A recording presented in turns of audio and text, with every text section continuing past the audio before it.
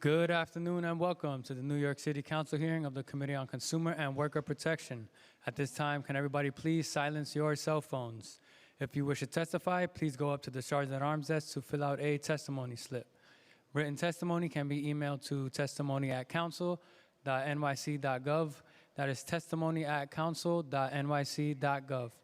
At this time and going forward, no one is to approach the dais. I repeat, no one is to approach the dais. Chair, we are ready to begin. Good afternoon. I'm Julie Menin, and I'm thrilled to welcome you to my first hearing as chair of the Committee on Consumer and Worker Protection. Before we begin, I want to recognize my fellow council members of the committee who are here. Councilmember Abreu, thank you for being here. And I don't see anyone else, but I will recognize other members as soon as they join. So today's hearing is on 11 bills related to two issues that impact our city's streetscape: street vending and lithium-ion battery-empowered mobility device safety. The legislation that is the subject of the hearing today was heard last session in this committee, and all testimony from that hearing will be incorporated into the record for today's hearing. This includes the following bills that were heard at our October 23rd, 2023 hearing on lithium-ion battery-powered bicycle and powered mobility device safety. A pre-considered introduction sponsored by Councilmember Brewer would require all businesses that sell e-bikes, e-scooters, and other personal mobility devices powered by batteries to post lithium-ion battery safety informational materials and guides. A pre-considered introduction sponsored by Councilmember Nurse would create record-keeping and reporting requirements for entities that purchase or accept second-use rechargeable lithium-ion batteries that power devices such as e-bikes and electric scooters. This would include reporting on the number and type of batteries purchased or accepted and the manner of disposal of such batteries. A pre-considered introduction sponsored by Councilmember Brewer would require the delivery worker bicycle safety course developed by the Department of Transportation to cover the safe and lawful operation of powered bicycles, as well as lithium-ion battery and charging safety. In addition, it would require third-party delivery companies ensure that their delivery workers complete the bicycle safety course and provide their delivery workers with bicycle safety equipment, including protective headgear, a lamp, a bell, or other signaling device, brakes, and reflective material. A pre-considered introduction, sponsored by Councilmember Feliz, would require that any powered mobility device operated by a food delivery worker on behalf of a third-party delivery service or third-party courier service meet fire safety standards. Third-party delivery services or third-party courier services would be responsible for providing food delivery workers with such devices at no expense to the worker. Finally, responsibility for compliance with these provisions would fall on the third-party delivery service or third-party courier service, which would be subject to civil penalties for any violations. A pre-considered introduction sponsored by Councilmember Brewer would require electric bicycle or scooter businesses to obtain a license in order to do business in the city. In order to receive a license, businesses would need to have liability insurance and certify that they are in compliance with certain safety requirements. This would also enable the Department of Consumer and Worker Protection, in coordination with the fire department, to conduct inspections of these businesses to ensure that they are operating in a safe manner. It also includes the following bills heard at our December 13th, 2023 hearing on street vending in New York City. A pre-considered introduction sponsored by myself would prohibit general vendors, mobile food vendors, and vendor-related activity from occupying bicycle lanes. A pre-considered introduction sponsored by myself would allow mobile food vendors to display or store goods on top of their carts, and it would simplify the display requirements for general vendors. This bill would also remove bookkeeping requirements for general vendors and mobile food vendors. A pre-considered introduction, also sponsored by myself, would eliminate the requirement that individual employees of mobile food vending carts or trucks each have a New York State Certificate of Sales Tax Authority. A pre-considered introduction sponsored by Councilmember De La Rosa would allow vendors to place their push carts 2 feet from the curb or as close as possible to an obstruction that is in or on the sidewalk. Currently, the law requires vendors' push carts to abut the curb, endangering the safety of vendors who must exit their carts onto the street and potentially into oncoming traffic. A preconsidered introduction, sponsored by Councilmember Krishnan, would remove all misdemeanor criminal penalties for general vendors and mobile food vendors.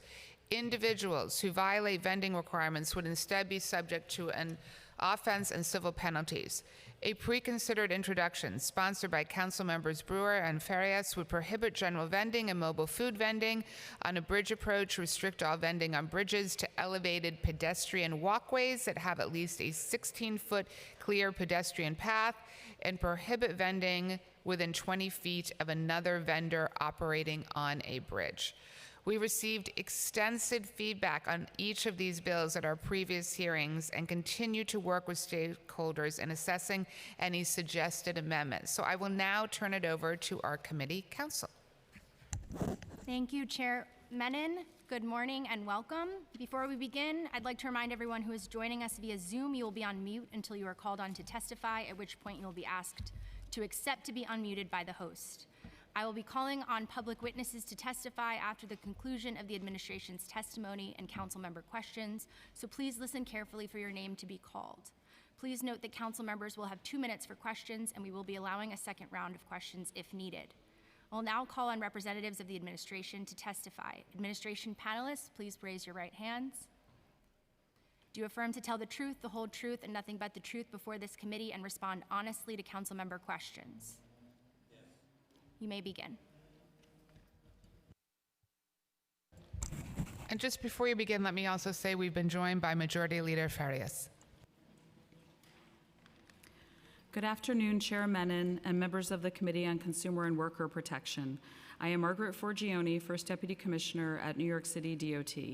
With me today is Will Carey, Assistant Commissioner for Policy, and Rick Rodriguez, Assistant Commissioner for Intergovernmental and Community Affairs.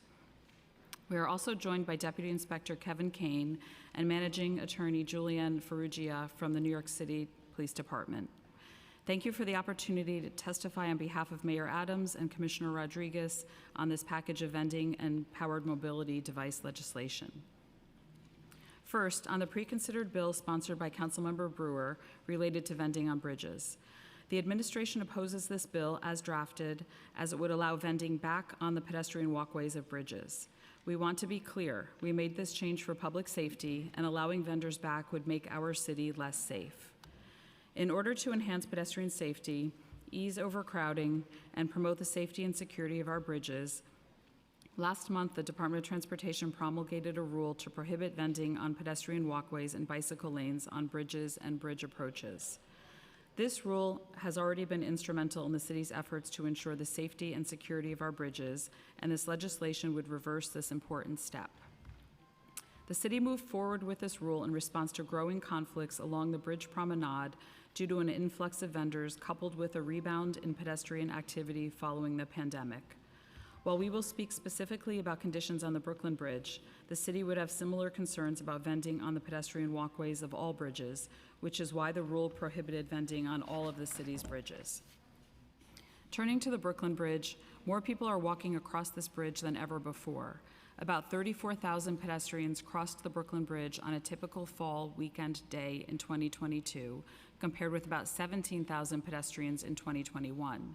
Given these high pedestrian counts, vending along the walkway created unsafe conditions, including cases where people unsafely climbed over the fencing to walk on the separated bike lane to escape the overcrowded walkway. Vendors displaying and storing wares, carts, tables, tents, tarps, canopies, coolers, and illegal gas-powered generators along the walkway impede pedestrian flow, jeopardizing the ability of people to exit the bridge safely and access for emergency responders. Further, the Brooklyn Bridge is a critical link in and out of Manhattan, and at times has extremely high numbers of pedestrians, such as during emergencies and protests, where the safe egress of pedestrians is crucial. DOT also has concerns about carts, tables, wagons, generators, and other items on the Brooklyn Bridge, as the presence of these items increases the risk for structural damage. We are also concerned about the possibility of materials falling onto the roadway below. While we believe that vending is an important part of New York City's ecosystem, our rule is targeted to apply to locations where we see a clear and present public safety threat. We know that the council shares our concern for public safety, and we are happy to work together on nearby locations where we could potentially support vending. Next, turning to the pre-considered bill sponsored by Councilmember De La Rosa. This bill would allow street vendors to vend on the sidewalk as long as vendors are within 2 feet from the curb, or if there is an obstruction that prevents such placement, as close to the obstruction as possible. DOT has significant concerns with this bill and the effects it would have on pedestrian access and mobility throughout the city. The city's sidewalks accommodate a variety of uses and amenities, including landscaping, outdoor dining, street furniture such as benches and bus shelters, and street vending. These amenities improve the quality of life for New Yorkers, but it is essential that sidewalks continue to have sufficient space for the safe and comfortable movement of pedestrians. This bill would decrease the amount of space for pedestrians on the sidewalk and negatively affect the pedestrian experience throughout the city, especially on our most crowded sidewalks. In addition, allowing vending next to an obstruction could lead street furniture to become unavailable for its intended use. People must be able to access benches, bus stops, parking meters, and more. DOT would be happy to work with the council to allow vendors to vend within 2 feet of the curb as long as a 12-foot pedestrian clear path is maintained. Next, turning to the pre-considered bill sponsored by Councilmember Brewer. This bill would require DOT to update the commercial cyclist safety course to include information on a wider variety of devices, as well as to require that the apps ensure delivery workers take such courses and are equipped with safety equipment. The administration supports and shares the council's interest in delivery worker safety. As you know, in his State of the City address, Mayor Adams shared that our administration is in discussions with the City Council to create the Department of Sustainable Delivery, which would create a comprehensive approach to safety and accountability in our city's growing delivery industry. The administration supports Councilmember Brewer's legislation and would like to work with the council on this bill to move us closer to this goal.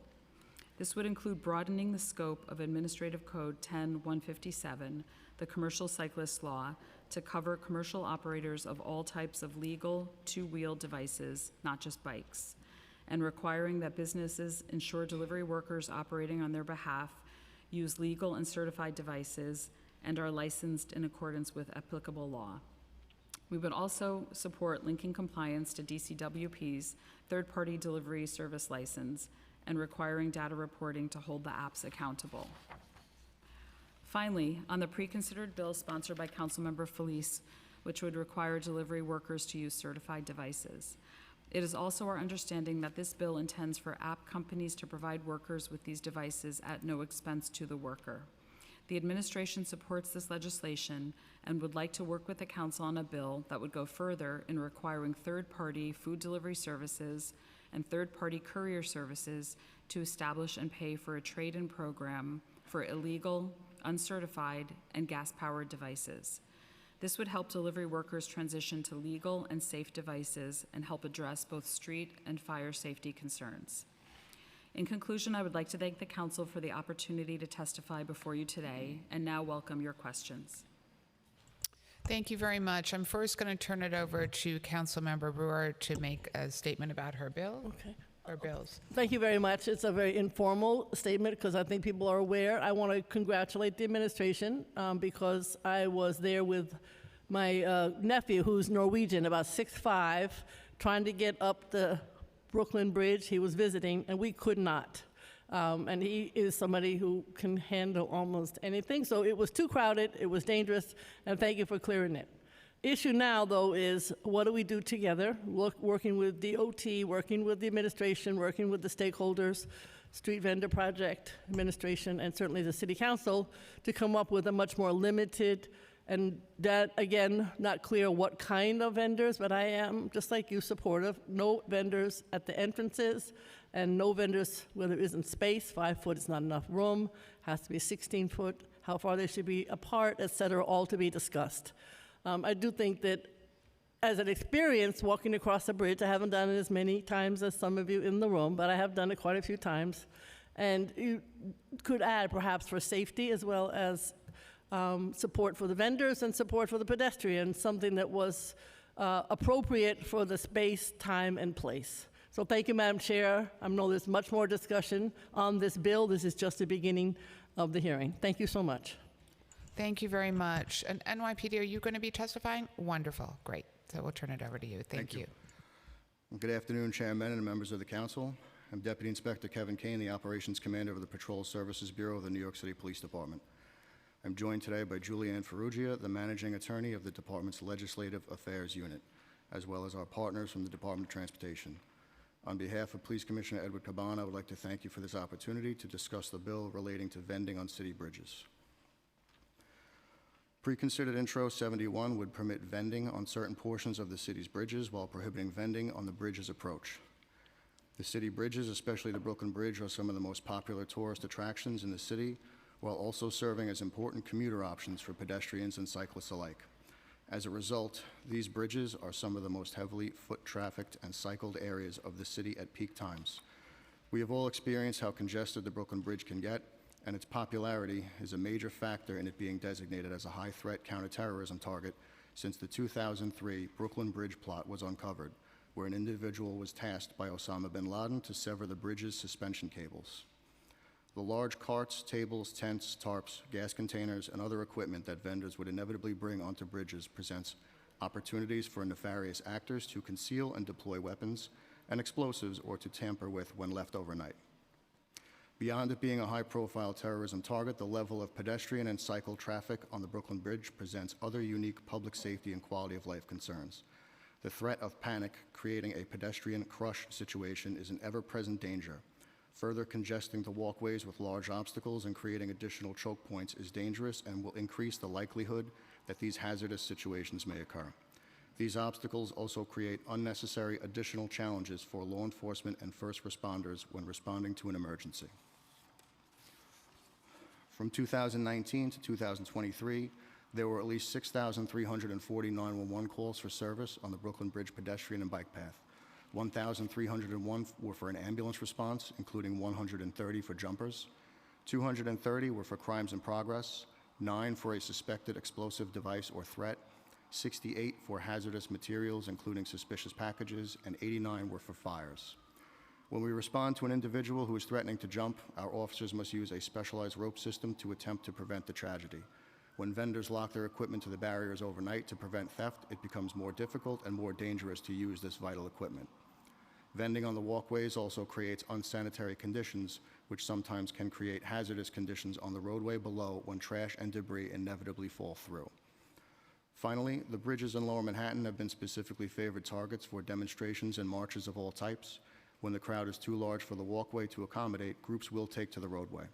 Further congesting the walkways only makes it more likely they will use the roadway, which creates obvious physical hazards, while also causing significant negative impacts on vehicular traffic in all of Lower Manhattan.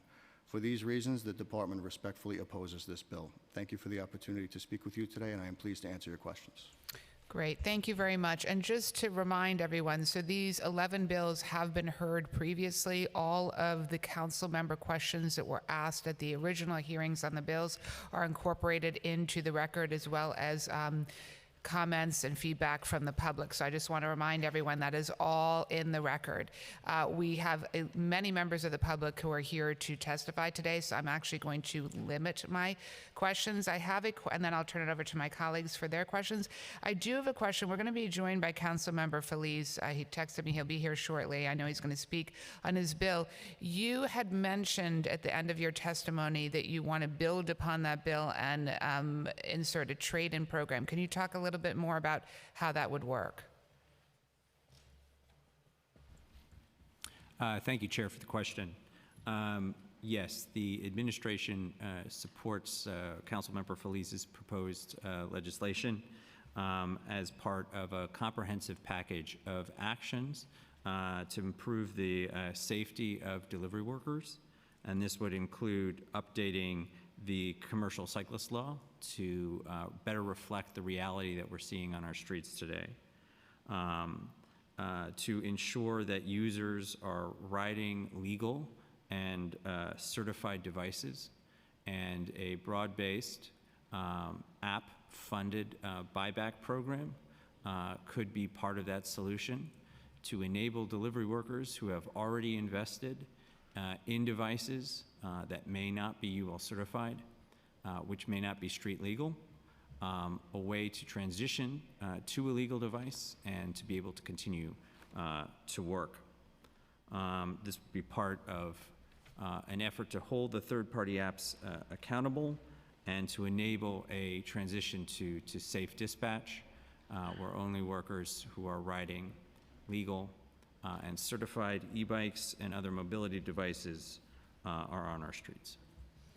Thank you. And one other question before I turn it over to my colleagues. You mentioned in your testimony, in terms of Councilmember De La Rosa's bill, that you have significant concerns. Could you be more specific about the concerns?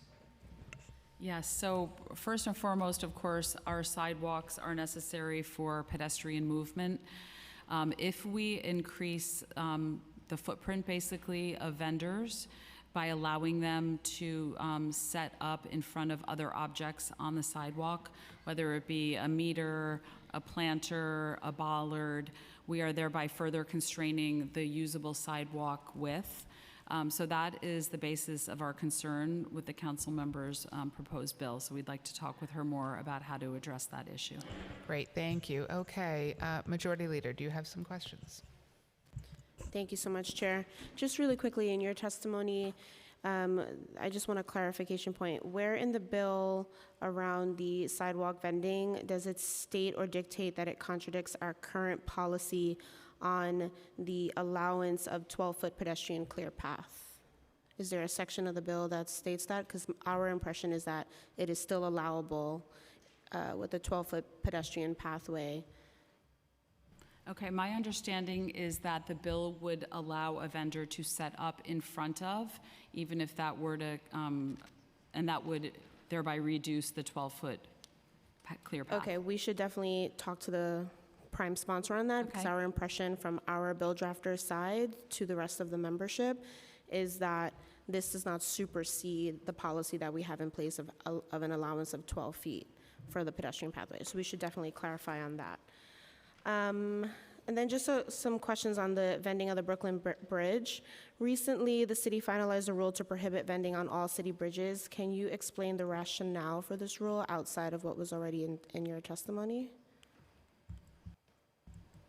Yes, so as we have seen on the Brooklyn Bridge as an example, when we do have vending and we have people congregating and we're inhibiting movement on a place that is already a constrained atmosphere, we're introducing a safety concern. We've had many days on the Brooklyn Bridge where, well, there were several days where NYPD in the past had to actually limit people entering the bridge, but we've had many, many days of overcrowding where, as we mentioned, we have seen people jumping over a fence to get into the bike lane in order to exit the bridge. I was out there a day in December where tourists and others were approaching the bridge and literally turning around and saying, I'm not going to deal with that, where people could not walk. So the conditions that we were seeing were not safe. If there had been, even in the absence of an emergency, but if there had been an emergency and all of a sudden people were quickly exiting the bridge for some reason, as was testified by NYPD, we would anticipate some stampeding or trampling conditions to be out there. Sure. So what plans is DOT and NYPD putting together now to ensure there's a regulatory enforcement, or there's some sort of plans in place in terms of managing the overcrowding? Are the agencies communicating? Since January 3rd, when the vendors were removed from the bridge, we've been monitoring the bridge daily. There's been good compliance in terms of people not returning to set up vending. We intend to continue to watch the bridge very carefully to make sure that that is the case. And we've seen much better conditions with better flow of pedestrians. I just wanted to elaborate on the overcrowding situation. I know there was a few newspaper articles about it. On December 29th, police were called to the bridge for overcrowding on both sides. The 8-4 precinct responded from the Brooklyn side. The 5th precinct responded from the Manhattan side.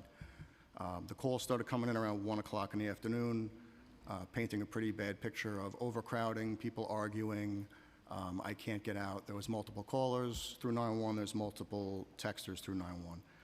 Police officers stayed on the scene on both sides until about 6:45 p.m. when they were comfortable enough to release the restriction on pedestrian traffic on both sides.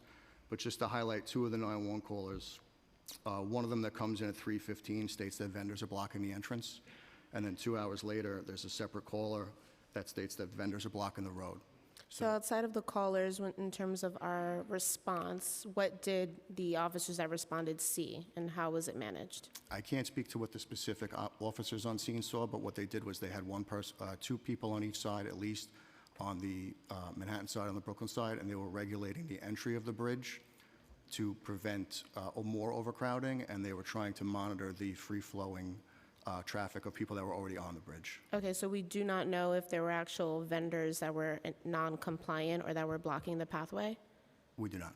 Okay, thank you.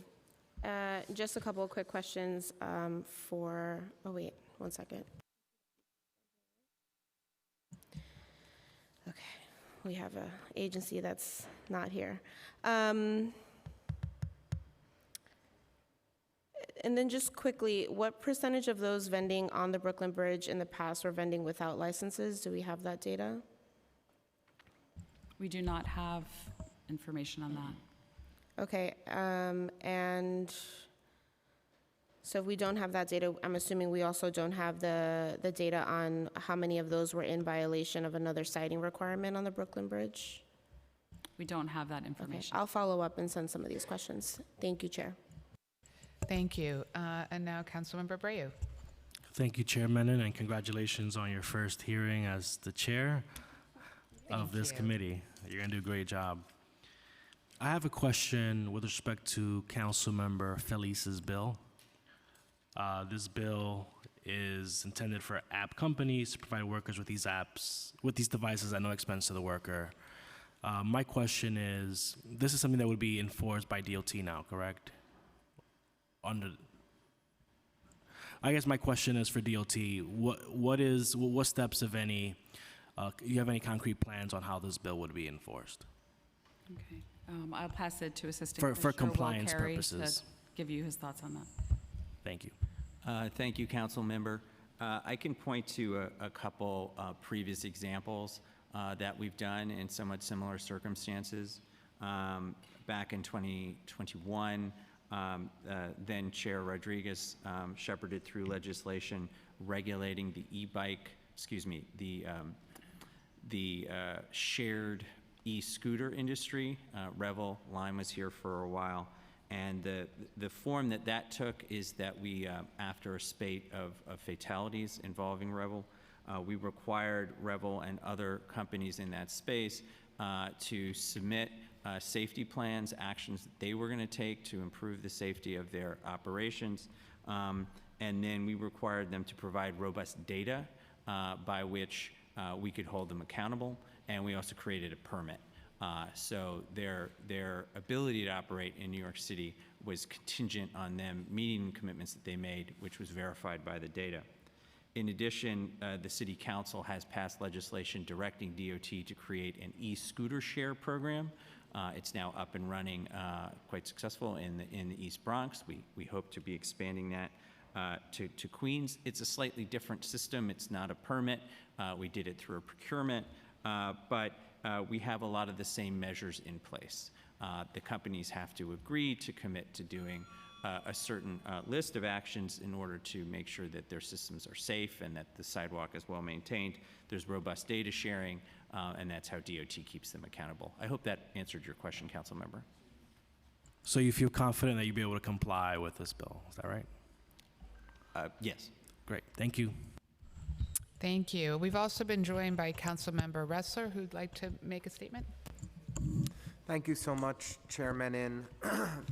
Congratulations, and look forward to working with you in this new capacity. I wanted to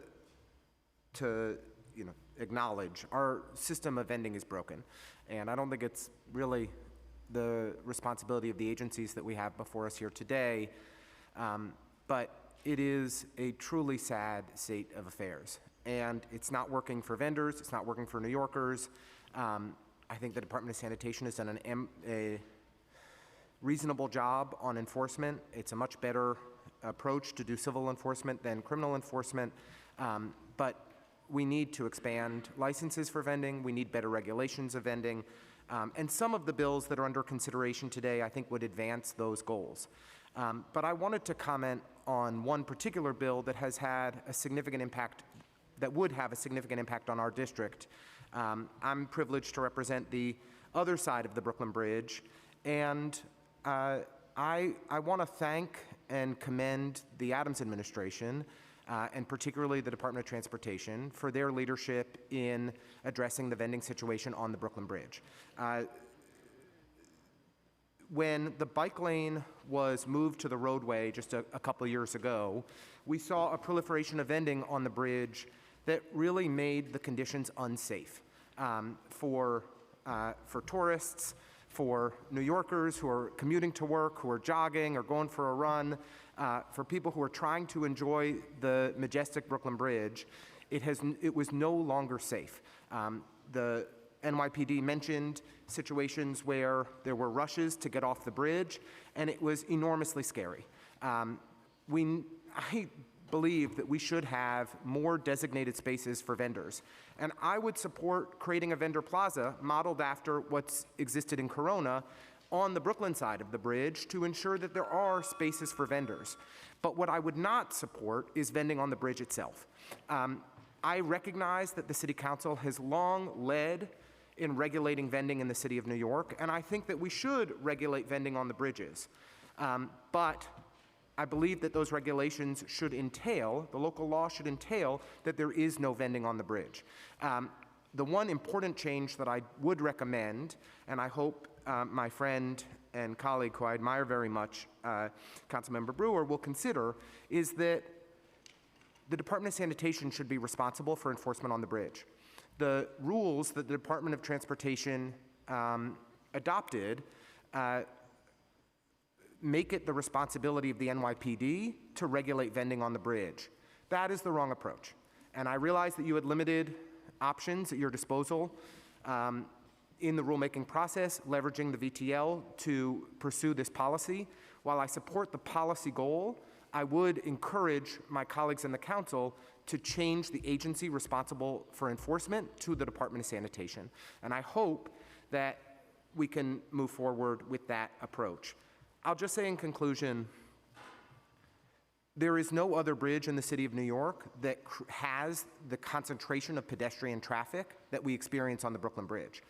There are one set of policies that may make sense for every other bridge in the city, and Councilmember Brewer's bill very well may be a good approach for every one of the other hundreds of bridges in New York City.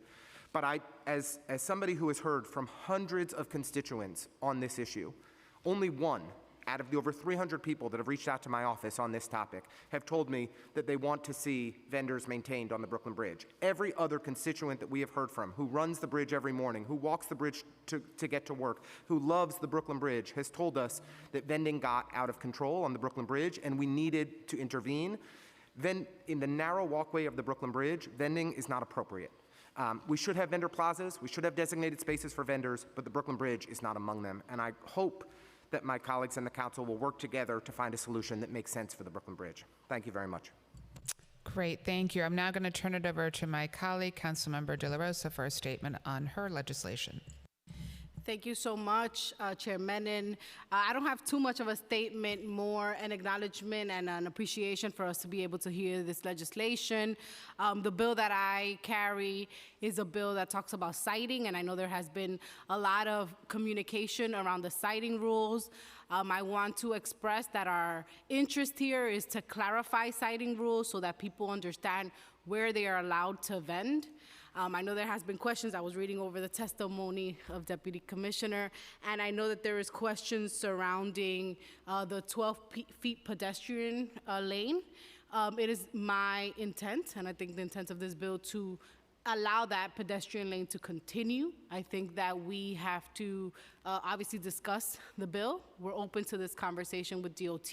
It is not our intent to make pedestrian use of the streets harder, more difficult, less accessible, but it is our intent to ensure that vendors clearly understand where they can vend and how they can vend.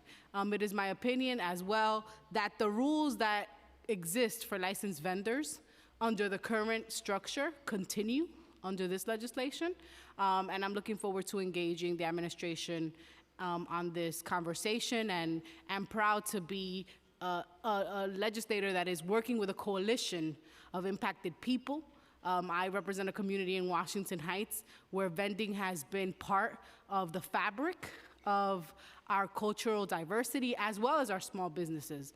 And I understand that it is important for us to share those spaces and really have the conversations about how we do that in the best interests of all. So thank you for being here today, and I'm looking forward to continuing this conversation on the merits of the legislation offline. Thank you. Thank you. And I'm now going to turn it over to my colleague, Councilmember Feliz, for a statement on his legislation. Thank you. Good afternoon, everyone. Good to see you all. I want to thank you, Chair, for this hearing, and congratulations. I think you're going to do a good job leading this committee. And I also want to thank two very important groups to our city, our delivery workers and our street vendors who are joining us today.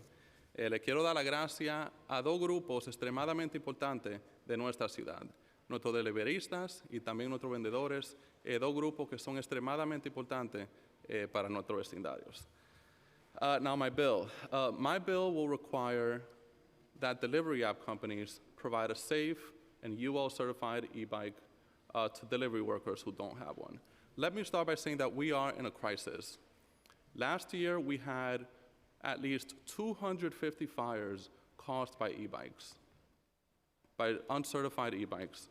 Since 2001, we've had at least 27 members of our community that have lost their lives due to these e-bike fires. We are in a crisis, and this needs to be it. We cannot continue to allow these numbers and these fires to escalate. The numbers to escalate, or one of these fires to escalate to the fire that we saw in Twin Parks. We cannot allow that. This really needs to be it. So I'm proud of all my colleagues that are supporting the bill, and thankful for the administration for supporting this bill, making sure that everyone is helping resolve the fire safety crisis that we are in. We've done a lot. We, the city, have done a lot to help resolve it. We created a battery swap program to make sure that workers can trade in their unsafe battery for a safe one. I know the small businesses are also doing their part by ensuring that, by only selling UL certified batteries as required by law. But of course, we want the third-party apps to do a little bit more, and I'm very proud of all the work that we've done on this bill to make it possible and hopefully make it a reality in the city of New York. A few questions now. And thank you, Chair, for the questions that you asked earlier, and also to my colleague Sean Abreu about the administration's position and also implementation on the bill. So my understanding is that the administration wants to create an additional part to the bill where there's an exchange program funded by the apps. How would funding work? What ideas have all of you talked about? We're obviously creating the program, but what are ideas that all of you have thought about for funding? Would it be a surcharge, or would it be a yearly putting funds into a specific pot to fund the program? What ideas have you all thought about?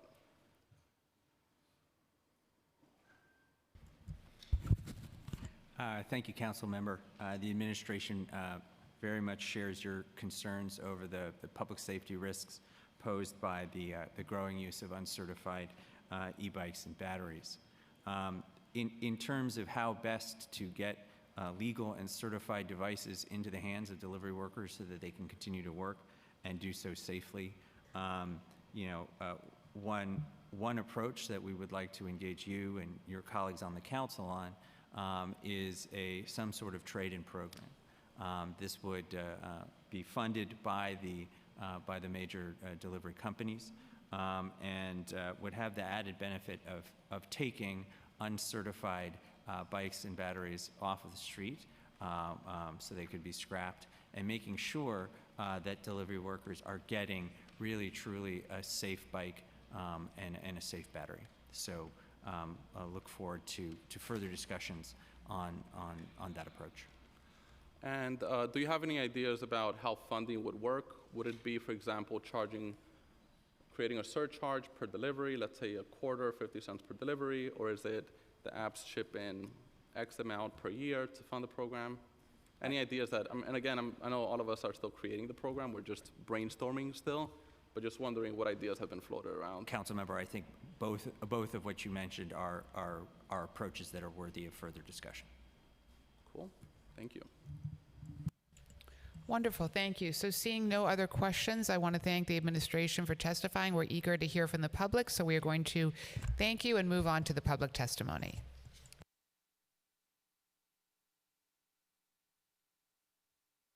Let me stop that. I just see we've been joined by Councilmember Krishnan. I'm so sorry.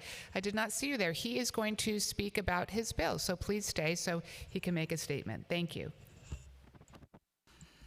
Well, thank you so much, Chair Menon. Thank you to our commissioners and agencies, deputy commissioners who are here. It's nice to see all of you, and to everyone from our organizations who are here. Que gusto verlos. Gracias por todo su trabajo. I think today we are hearing a number of really important bills around vending in our city. And as we know, we need to ensure that we create a system of vending that is regulated, that is controlled, and ensures that resources are accessible to street vendors across our city. In particular, I want to call attention to my bill in the package that decriminalizes street vending, that ensures that street vending is no longer an offense for a mother selling tamales or churros in the streets could face potential jail time, could face a criminal conviction, and a spiral and a host of other consequences that are connected to our criminal system, especially for individuals who are seeking to sell and vend food to care for their families, to pay their rent, the smallest businesses in our city. And for far too long, with the lack of a regulated system for vending that this package of bills ensures, for far too long, with a lack of resources available to vendors in our city to ensure they have the means and support and services they need to be able to live their livelihoods. With the lack of those things, the answer has been to criminalize those who are simply doing the work to support their families. But that comes to an end with this legislation, ensuring that street vendors in our city are not punished through the criminal system, through the penal system. And I want to thank my colleagues, Chair Menon, for holding this hearing today, for ensuring these bills move forward, which I think are really important to create the well-regulated system of vending that we need in our city. Thank you. Thank you. And then we've got another question from Councilmember Feliz. Thank you, Chair. So 2 questions, one regarding the e-bike bill, and also another one on the vendor bill, e-bike bill. So DOT obviously has many things under its jurisdiction: managing plazas, doing RFPs, maintaining sidewalks, bike lanes, and et cetera. So I'm just curious, I've spoken a lot with colleagues about the way that DOT has managed all the different things under its jurisdiction, and I always hear one thing: lack of responsiveness and also lack of results on the issue, whether it's sidewalks, whether it's underpasses, whether it's plazas, and et cetera. I actually have a plaza in my district. The city invested $34 million about 7 years ago. And to date, 7 years later, after $34 million renovation and complete transformation, that plaza is still empty due to the lack of attention that DOT has provided to this plaza. So I'm just wondering, does DOT have capacity to add additional things under its umbrella when, at least most New Yorkers would agree that it seems like they're not able to manage what they currently have? Councilmember, I would love to get into more of the details. Like you made a very kind of general statement. I'd like to get into any details of any issues that you or your constituents have encountered so we can dig into that. And if there's something we need to do better, we're happy to admit that. If there's a good reason for something else, we want to talk that through too. You know, I think you're referring to Fordham Plaza, as we've spent a lot of time talking about. That some of the concessions that we had planned for that very important public space did not prove to be viable after COVID. They dropped out, and the city's process is taking some time, but we hope to have people in very shortly in those concessions.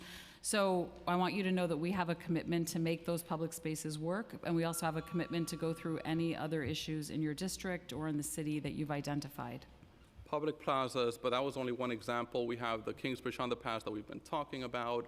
That underpass is so unwalkable that people are literally walking on the streets because that sidewalk or crosswalk area, the sidewalk area is unwalkable, and we've been working for over 3 years, and 3 years later, we're told that we need a 3-year feasibility study.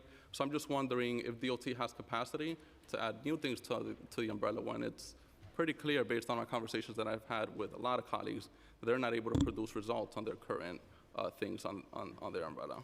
But second question or more comment, I want to thank my colleague Chris Shaker for the bill. Our vendors only want to do one thing. They only want to work. Nuestros vendedores solamente quieren hacer una cosa.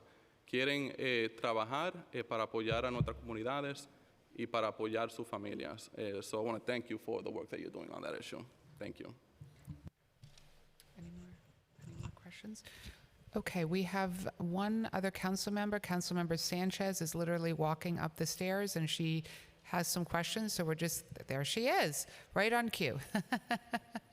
So if you could hold for 1 minute so she can get settled. Thank you.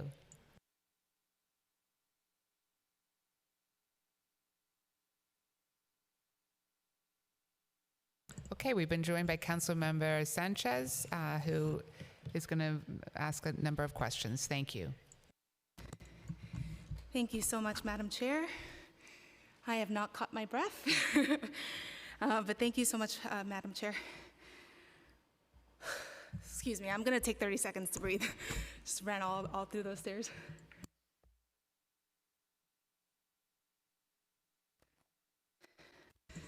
Okay, thank you. So no worries, I don't actually have questions for you. I just wanted to join the hearing and make a value statement about the system of vending in the city of New York, which I know many of my colleagues have shared, and particularly Councilmember Menon and Ressler mentioned in their remarks. Oh man, I thought I was already, hold on. No, take a minute, take a minute, take a minute. When I was a black belt, I was in much better shape, and that would have not fazed me at all. It's a fitness test of the council stairs that puts us all to the test. So my statement is really just about hoping to, as has been mentioned, it's not your responsibility to fix it. It's ours and the mayor's office and the mayor. But we know it's broken. We know our vendors are operating in the shadows. Anywhere between 50 to maybe even 70% of our street vendors out there today are not licensed in the way that would make it legal for them to be doing their work, and that's an unjust way to govern vending in the city of New York. So I truly, just look forward to, I'm very thankful, and congratulations to all of my colleagues for the bills that are, getting the rubber stamp today and will be negotiated over the coming months, but really also hoping that we can bring the vending regime in the city of New York up to something that is fair and something that is going to treat our street vendors with dignity across the city. So I have a particular bill, of course, that I think would be very helpful in this debate and discussion, and I look forward to having those conversations. Thank you, administration. Thank you so much, Madam Chair. Thank you. Okay, any more questions from colleagues before we move on? Okay, seeing no questions, thank you to the administration. We are now going to move, we've got a lot of members from the public, which is we always love to see, so we are going to move now to public testimony.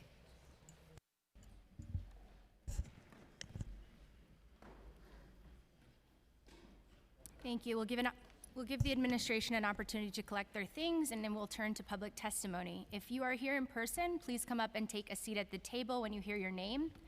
And you may begin once the sergeant has notified you that time has started. You can push the red button on the microphone when your time starts. You will have 2 minutes to testify. Your testimony must be on topic and pertaining to one of the 11 bills we're hearing today. Council members who have questions for a particular panelist should let me know, and I will call on you after the panelist has completed their testimony. The first panel will be in person. It will be Karina Kaufman-Gutierrez, Mohammed Awad, Mohammed Atia, and Ahmed Hussam.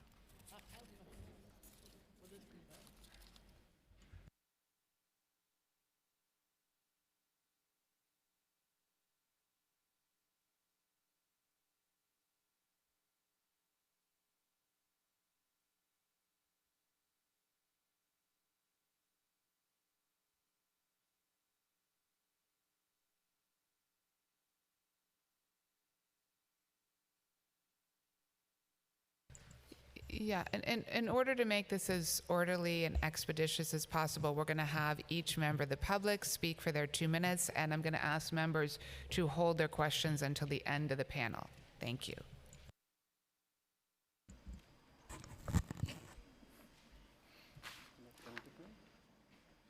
Shall we start? All right. Good afternoon. Thank you all for having us here. My name is Mohammed Atiyah. I'm the Managing Director of the Street Vendor Project at the Urban Justice Center. I would like to thank Chair Menon and the committee for the opportunity to testify today. The Street Vendor Project is a member-led organization with 3,000 street vendor members. We organize with the vendors, we advocate. We are hoping to have a just and fair system in our cities. And of course, we provide essential services that the street vendors community need. The bills before you today are essential to move us forward towards a fair vending system.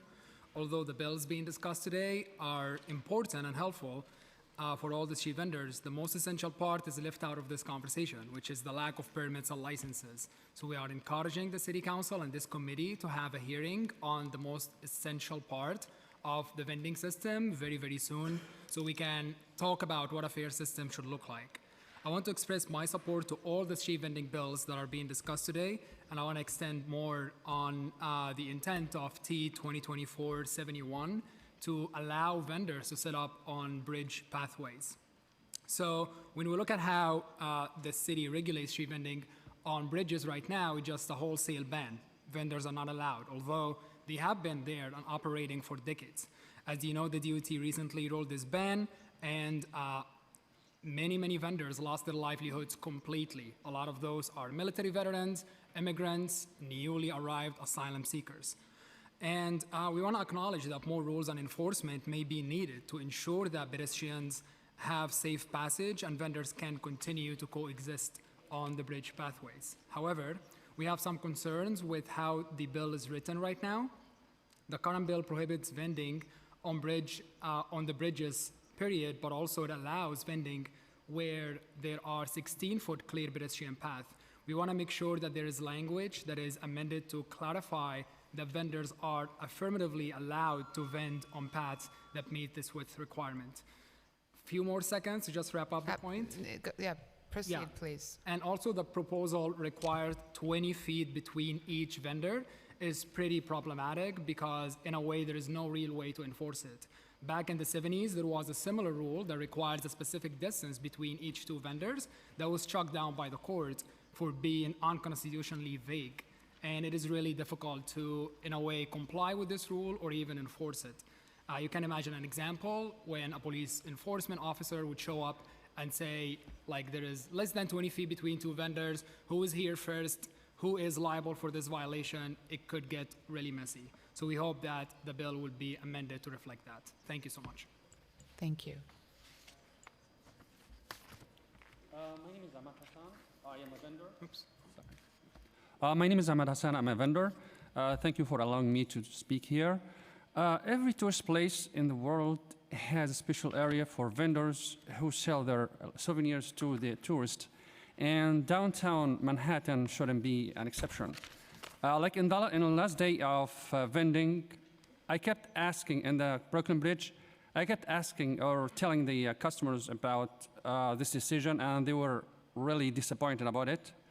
Like you can, if you want, you can mark the wide areas of the bridge as vending areas, and mark the narrow areas as prohibited areas for vending. And instead of making vendors and licensed veterans suffering from lost their source of income, because it affected all of us very badly. That's why I support the bill to reopen the bridge for vending again. By the way, I'm from Egypt, so the tourist areas always have vendors to sell the souvenirs for the tourists. It's all over the world, not just here. So thank you so much, and thank you for allowing me to speak. Thank you.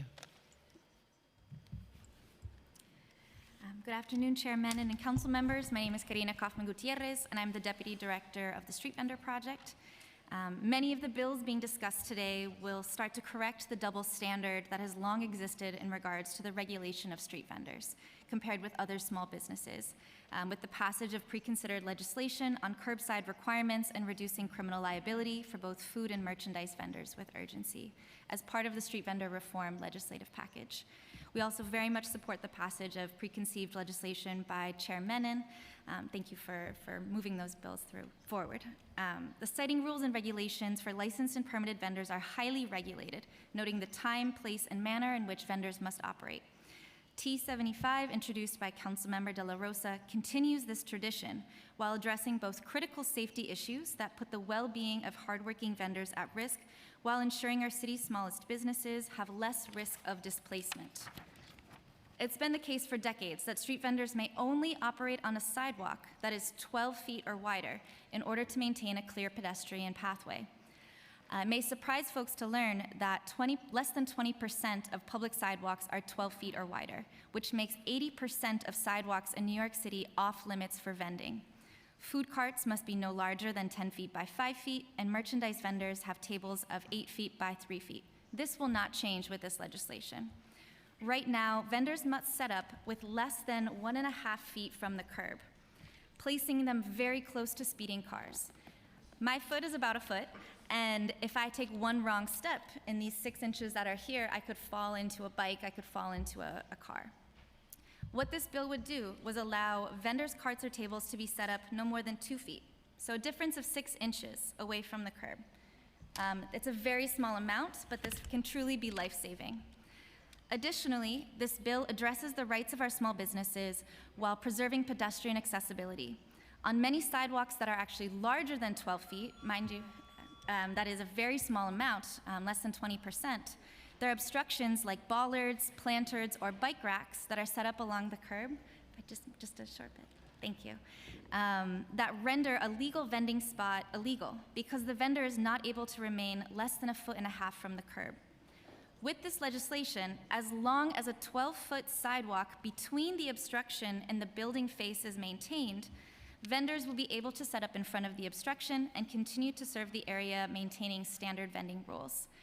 Just a brief example of this, in Times Square, where obstructions like bollards are rightfully placed for public safety, the vendors who are part of the fabric of the neighborhood and the tourist experience often set up in front of them, maintaining a clear there's a 12-foot between the obstruction and the building face, but they receive fines because they are more than 1.5 feet from the curb in front of the bollard. The vendors want to be in compliance, but are physically prevented from doing so by the bollard. And so should this bill pass, vendors in this situation, as long as a 12-foot sidewalk distance between the obstruction and the building face is maintained, would be able to set up, continue to serve the area, and maintain vending practices. What will remain in violation is if there is less than a 12-foot sidewalk between the obstruction and a building face, vending will not be allowed, no matter if there's a tiny setup or not. So thank you so much. Okay, thank you. I also want to mention we've been joined on Zoom by Councilmember Osei.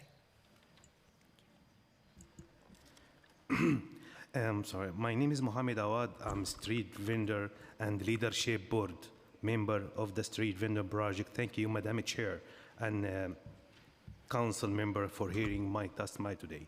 I have worked as a vendor since 2010. Same year, I immigrated from Egypt. Since I started working as a vendor, I learned that the vending system is so difficult. So often, the little guys like me are pushed out. I want to thank Council Member De La Rosa for introducing the bill to clarify the curb rule and allow vendors to set up 2 feet from the edge. Since 2014, more than 15 street vendors I work with, military veterans, and Egyptian immigrants working together have operated several mobile food vendors cart business by the Harrison Yard. Yet since day one, when I opened it, security guards and hired by the Harrison Yard management has harassed us, even thought we are in legal location. A street vendor is a small business owner. At the end of the day, what we asking here, we need some privacy. Street vendor needs some privacy. We need some room around our car. We're not asking for something extra. We're not asking for something special. We just need a little space to vend in New York City. During the last 15 years, how many rules came up from the city council impacted the street vendors? Now we need some help, we need justice. Thank you, ma'am. Thank you very much. Are there any questions from the colleagues for this panel? Yes, Councilmember Brewer. Thank you very much. For the street vendor project, I think it was crowded, I think you'd agree with that. What kind of mix would you suggest? Would it be food and goods? Would it be licensed? Probably. What kind of mix do you think would work on a bridge such as the Brooklyn Bridge? Thanks for the question, Council Member. We believe that for so many years now, a lot of merchandise vendors and artwork vendors have been operating on the bridge, especially those who have like non-food vendor setups. Their setup is 3 foot wide. They cannot have any wider setup, regardless of them having a license or not. Okay. And having those vendors on the bridge, we believe, is very reasonable, and that's what have been existing before January 3rd when the DOT imposed their plan. But also food vendors who run a very small food cart, like a hot dog cart, like one of our members who will be testifying today, has been there since 2009. And he was never a safety concern. He was never a safety issue.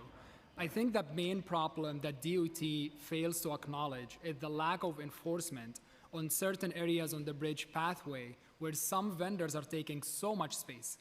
Pretty much few vendors, we can count a handful of vendors who have created that situation that we are seeing right here. But the vast majority of vendors have been in compliance. They are military veterans who are licensed by DCWP. They are following all the rules, but now everyone is being punished and everyone is being kicked out of the bridge. And where did they go in this interim? All over? The ones that could go somewhere? Few of them have relocated to spaces in downtown Brooklyn, downtown Manhattan, while others are out of business completely. Okay. Thank you, Madam Chair. Thank you. And now Councilmember De La Rosa. Thank you. I want to walk us through a few questions because I'd like to clarify the record. There's a lot of misunderstanding on what my bill does and what it doesn't do, and thank you for bringing the tape measure. And I just want to ask, in your opinion, what is your understanding of how the legislation reads at this moment? So, in your opinion, as of this moment, when a vendor is close to the curb by 1 foot, it abuts the curb, what are the perils to that vendor at this time? And what are the shared spaces at this time that the vendor has to contend with? Thank you for this question. So being 1.5 feet or less from the curb means that you basically have enough space for your foot and then whatever space you have to try to navigate around, right? So this really, if you're standing behind the cart. So really what this does is it forces vendors who are standing behind the cart or who are entering, loading food items into their cart, coming out from the, pushing them into potential peril of falling into the bike lane, of falling into the roadway. Really what this bill does is extend by a mere 6 inches the ability that they'll be able to set up from the curbside so that they can have just a little bit more space for safety.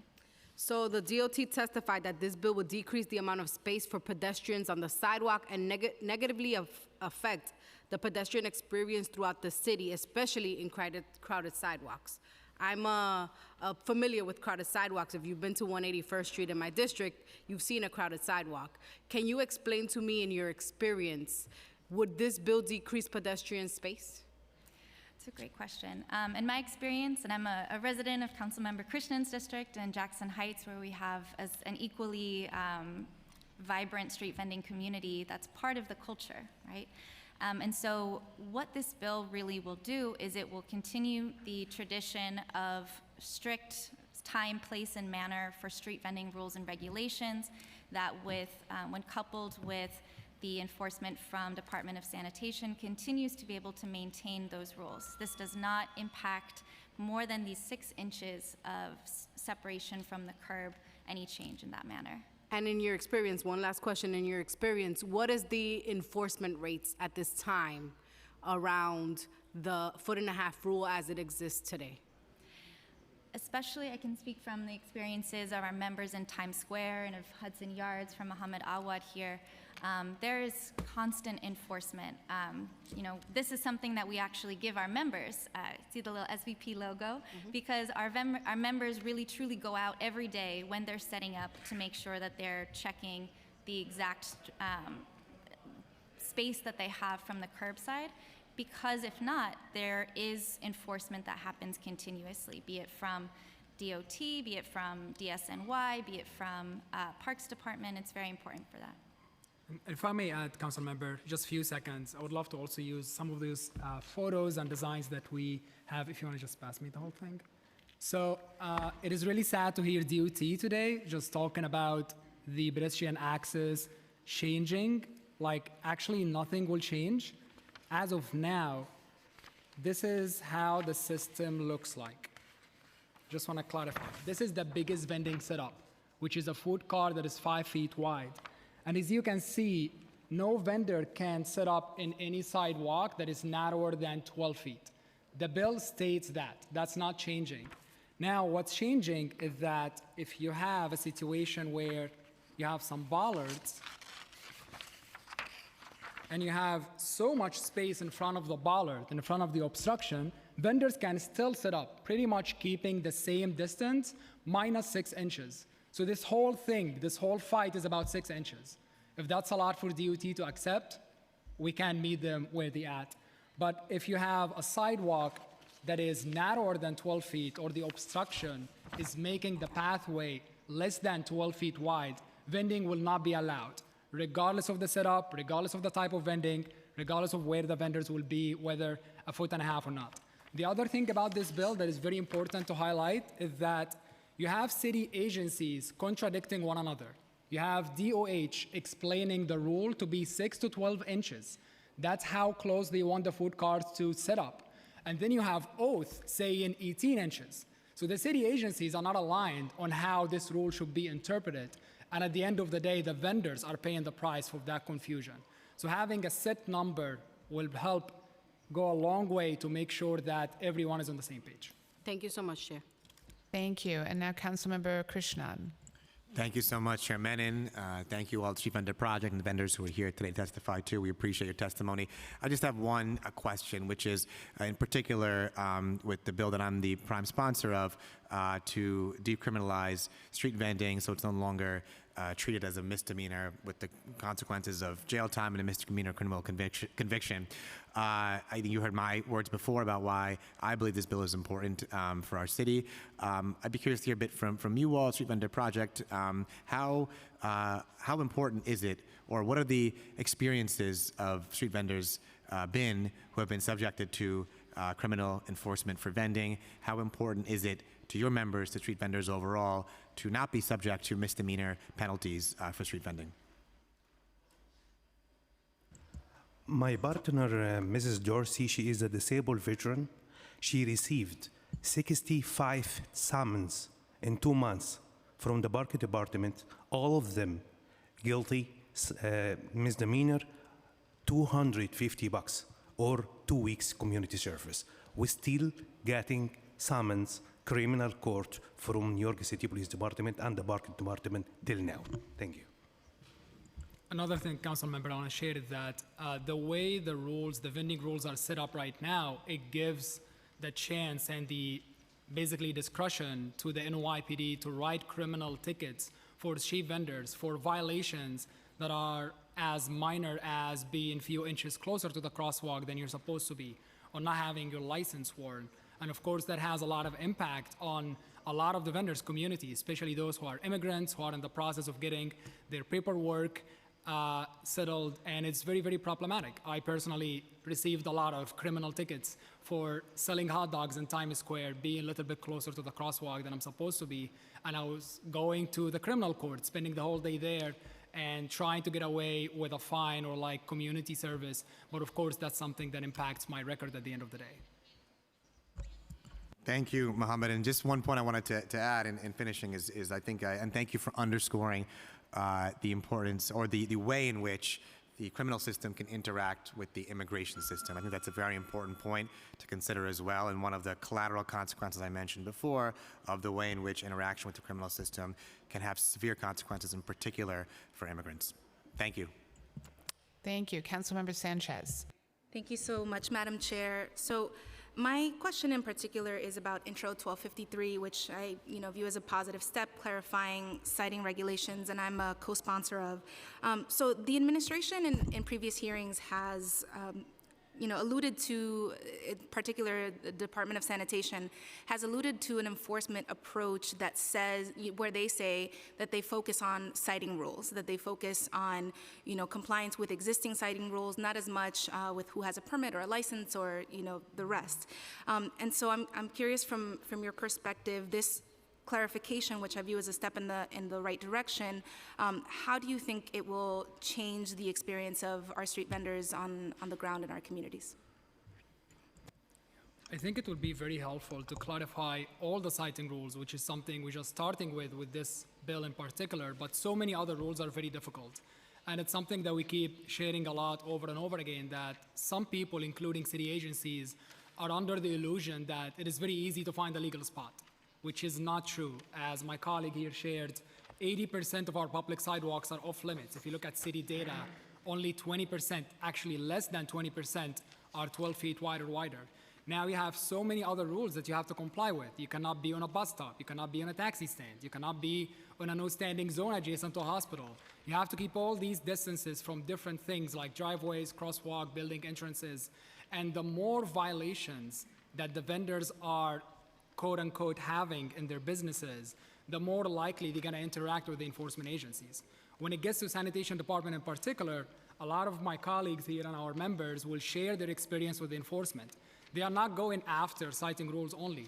We have people who have very neat setups, by the book, 8x3, keeping all the measurements, and yet the sanitation police still go after them. They give them tickets for licenses, they seize their properties, and it happened as recent as the last few weeks.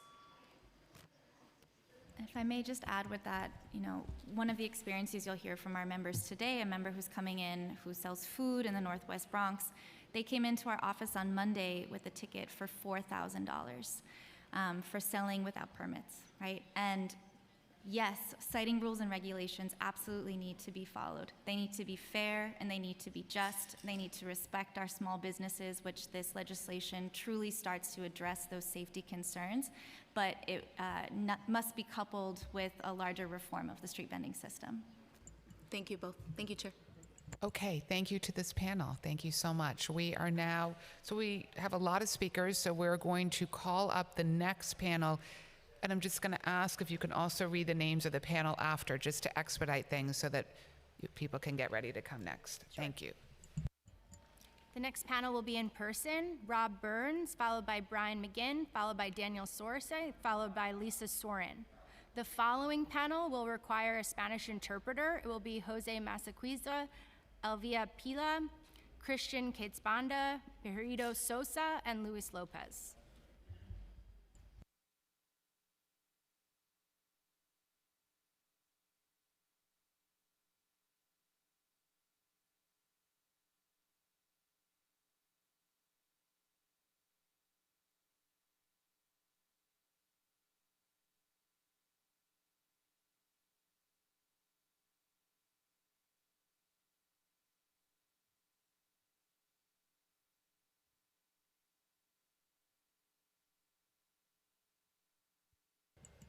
Okay, you may begin. Hello.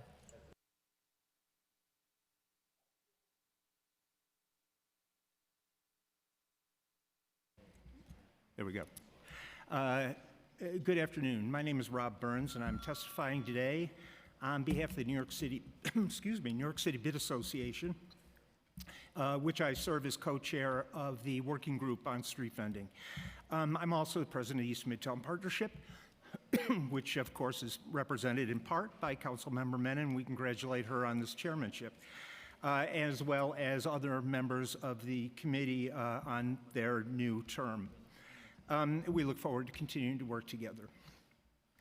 The Bid Association has been at the forefront of conversations around street vending policy for years. We welcome common sense changes to laws that will make it easier for street vendors to make a living, but believe those changes should occur in conjunction with the enforcement of existing rules, responsible citing criteria, and other regulations meant to ensure things like a clear path for pedestrians, the maintenance of a reasonable distance from storefront businesses, and accessibility for those with mobility challenges. We have significant concerns about T75, although which are without repeating everything you've heard, they are virtually identical to what you heard from DOT. We have looked at the legislation. We have a different interpretation than others. We are glad that Councilmember De La Rosa is open to looking at cleaning up the language to make sure that we're all on the same page. We are concerned that as written, it would allow vendors to vend inside obstructions, including things like tree beds, where if you take a 3-foot tree bed and a 5-foot cart, you could end up taking more than half the pedestrian clearance away. So we, for those reasons, we object to that, while we do support, as you'll see in my written testimony, most of the other legislation that's here. And so we thank you again for your time, and we hope the stakeholders will continue to be, all stakeholders will continue to be part of this discussion, because we want to fix this system. Thank you. Oh, sorry. Sorry, I didn't realize we were going in order. Good afternoon, Chairman Menon and City Council. My name is Lisa Sorn, President of the Bronx Chamber of Commerce. The proposed legislation, and I know it's been addressed, but I think it's important that we go on the record, for 75 poses a severe threat to the very essence of our city streetscape and the pedestrian experience. By allowing vendors to expand their presence indiscriminately, the bill disregards crucial considerations that walk lanes and the optimal functionality of various street furniture elements, including planters, bike racks, hydrants, among others. One of the most concerning aspects is a potential reduction in pedestrian walk lanes. Such a constrained space not only compromises the safety and comfort of pedestrians, but also undermines the overall functionality of urban spaces. The vibrant and accessible environment is vital for the well-being of our community, and any measures that threatens narrowing these pathways is simply unacceptable. In its current form, the bill lacks the necessary provisions to ensure a thoughtful and balanced approach to vending requirements. It fails to address the potential encroachment on essential walkable areas and the hindrance to practical use of street furniture. The oversight can lead to chaos on our sidewalks, negatively impacting both residents and visitors. We speak about carts, but many vendors set up tables, chairs, cardboards on sidewalks, home-cooked foods on laundry carts, among other items that can be laid out and sold. I strongly urge opposition to this bill in its current state. It is imperative that we advocate for legislation that takes into account the diverse needs of our urban landscape, balancing the interest of vendors with their crucial requirements for a safe and enjoyable pedestrian experience. Let's briefly address the sanitation concerns, if I may, Chairman. Yes, yes. The Department of Sanitation has issued new regulations that affect all businesses pertaining to set-out times for garbage, and now requires that all businesses put their waste in large bins, which are to be placed at the curb. We would like to know what containers will be used by the vendors. 311 calls have more than doubled in the last 4 years, most of them about trash and blocking of sidewalks. As the council moves forward with this package of legislation, we must be thoughtful that rules that balance the needs of these vendors, brick and mortar businesses, and residents, while ensuring public safety is at the core of regulatory landscape. Thank you for the time. Thank you. Good afternoon. T75 is a real estate power grab masquerading as an unnecessary safety initiative that puts private for-profit interests over pedestrians and public amenities. The bill intends to fix a problem that doesn't exist. The Department of Health's written guidelines allow street vendors a 1-foot buffer from the curb. Instead of simply codifying the existing allowance into law, T75 would radically change how our sidewalks operate. Given the undefined term obstruction, T75 would, as written, allow vendors to block bike racks, public benches, Link NYC kiosks, news racks, news stands, city bike stations, parking meters, and mailboxes, rendering them all useless. T75 would also allow vendors to set up in front of street trees, putting them in the middle of the sidewalk, as you can see the rendering that I distributed. Perhaps most absurd, T75 as written would allow a vendor to physically block another vendor. At best, T75 is sloppy and incomplete. At worst, T75 was purposely written to radically change public sidewalks. Either way, T75 is poorly written and unworkable. The City Council should send the bill back to be reworked with input from applicable agencies such as DOT, DEP, FDNY, and Parks. Thank you. Thank you. Before moving on to the next panel, are there any questions from any of the members? Yes, Councilmember Sanchez.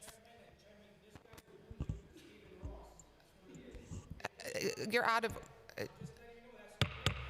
of order. You do not have the floor right now. We're going to continue. Councilmember Sanchez, thank you. Thank you, Chairman. And I just wanted to say hi to Lisa, who is an amazing partner, and just state on the record and with all of you that I would love to have follow-up conversations with you around many street vending issues, and in particular, you know, just defer to Councilmember De La Rosa on her bill, but, you know, I'm supportive. Thank you, Chair. Thank you, Councilwoman, and I truly appreciate the opportunity to have this discussion. You represent well. Thank you. Okay, thank you very much. We're now going to move on to the next panel. I'll recall the next panel. It's Jose Masaquiza, Alvia Pila, Christian Kitzbanda, Marito Sosa, and Luis Lopez. Please come up to the table. We'll require a Spanish interpreter. And while they're coming up, if you can read the names of the following panel so people can get ready. Thank you. The following panel will be Ed Wesley, Regina Meyer, Alexandria Sika, and Jane Rossman.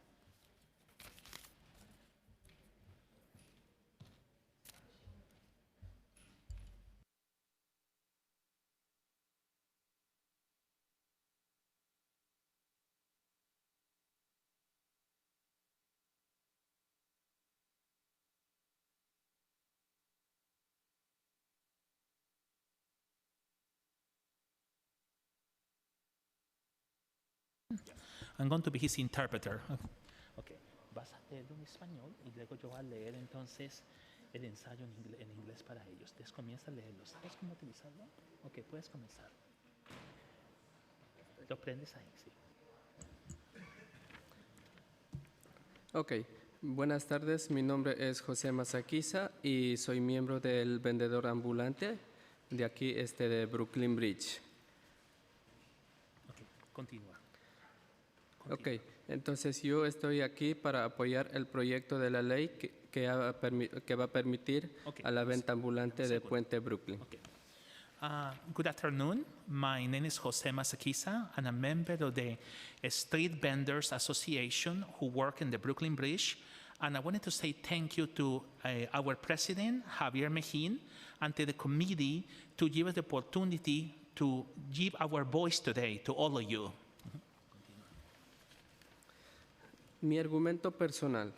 Como vendedor ambulante, desde el día que nos han votado del puente de Brooklyn, nos ha afectado bastante. Además de lo que yo he estado vendiendo como vendedor, o sea, respetando las reglas que ha puesto del... Okay. I support this bill that you're trying to approve, and also the sales down in the Brooklyn Bridge. Since the moment we were thrown away from the Brooklyn Bridge, this has affected me economically, to me and my family, and we are committed to continue working if you can provide us with rules and the way to help us in order for us to make a living in an innocent way, in a good way. Sí. Estamos comprometidos para trabajar respetando las normas que el Consejo Municipal nos pongan para seguir trabajando conjuntamente tanto entre compañeros vendedores y con la Policía Nacional. We are committed to work together with all of you, and we wanted to respect the rules that you wanted to issue for the street vendors. And we are working to work together not only with the council members, but also with the National Police and the New York City Police.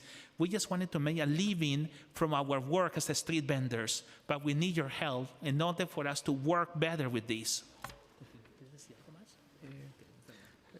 Eso nomás dar gracias a la Comisión de Municipal por darnos esta oportunidad para decir nuestras palabras. Okay. I wanted to say thank you to the council members and to the committee and to all of you to help us and to give us the opportunity to give our voice and to provide these words to all of you. We also wanted to say thank you to the municipal council as well, to give us the opportunity to provide our voice about these problems that we're experiencing.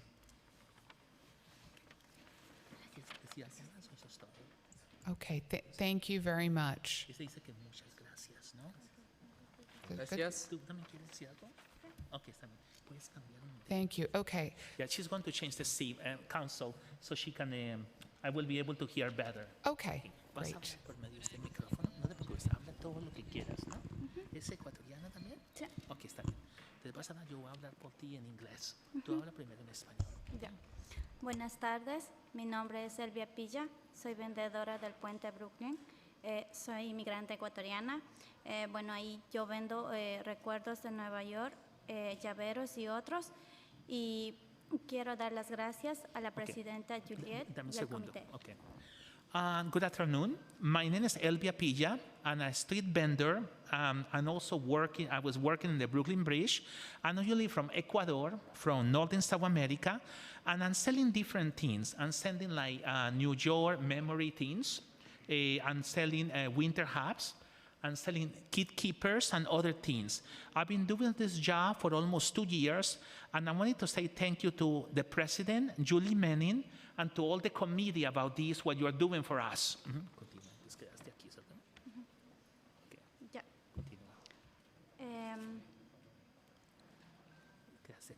Sí, Juliet y al comité por la oportunidad que me brindan de presentar mi testimonio hoy. Apoyo el proyecto de ley que va a permitir la venta en los puentes Brooklyn Bridge. Yo trabajo en el puente vendiendo los productos antes mencionados. Esto me ha afectado económicamente. Yo sustentaba a mi familia. Okay, dame un segundo, okay? So as I said before, I wanted to say thank you to the president, Ms. Julie Manning, and to the entire committee to help us with this situation, and to give us the opportunity to provide you with all of you with my personal testimony. I also wanted to support this bill that you're supporting as well, and that you can let us continue selling in the Brooklyn Bridge. I used to work as a street vendor, and I was selling the products I mentioned previously to all of you, but I got very affected economically because when they didn't let us sell anymore. With this street vendor job, I'm supporting my entire family here and also in Ecuador as well. And as you can see, it's very hard.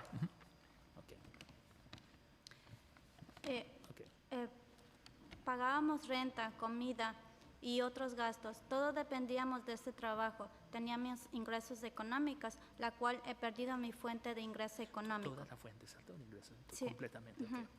Okay. With my street vendor job, when I was working at the Brooklyn Bridge selling these things, I was paying my rent, I was buying my own food and the food for my family, and I was supporting my family. Since they stopped, we cannot sell these things anymore in the Brooklyn Bridge. I have a terrible economical problems. I lost my only source of income because of the situation.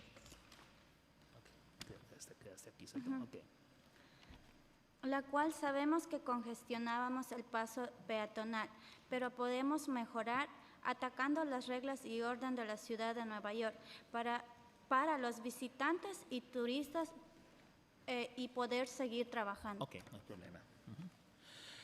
Yes, as I mentioned to you, I lost my only source of income I have. And I know that we caused congestion in that Brooklyn Bridge when we were selling these things. And there were also some pedestrians that were there. And we understand that. But I know with all your help, we can improve this. And we are willing to be, to obey the rules and the laws of the city of New York. But we are also helping your New York City tourists, and we want to continue working and also to help also with the tourism too. ¿Puedes contar algo más? Eso es todo. Ya. No, yo solo darle las gracias. ¿Quieres decir eso también? Ajá. Puedes leerlo. Sí. Y por eso es importante que el Consejo permita la venta en los puentes. Le agradezco al Consejo Municipal por haberme escuchado. Okay, no te preocupes. That's why it's very important that the New York City Council, all of you, continue letting to do the sales in the Brooklyn Bridge. It's very important. But I also wanted to appreciate to the New York City Municipal Council to listen to me today and to let me to express my voice about the situations. Muchas gracias. Thank you very much for everything. Thank you very much. Las gracias por haber expresado tu voz. Okay, we're going to call the next panel up. Thank you so much. Vamos a que muchas gracias, okay? The next panel will be Brian McGinn, Jane Rossman, Alexandria Sika, Regina Meyer, and Ed Wesley. You may come up to the table. The following panel will be Legia Gualpa, Alejandro Gajales, and Antonio Solis.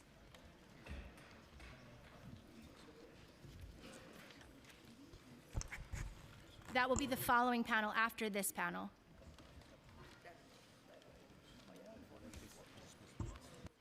Thank you.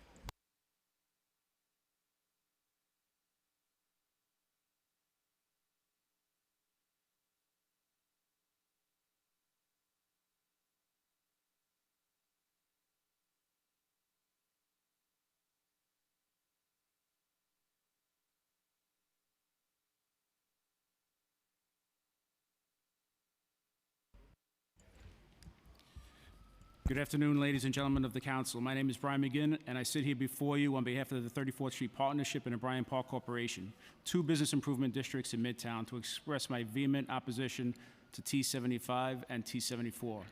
The council must recognize that this bill package fails to prioritize the safety of pedestrians on the sidewalks and the streets in our city.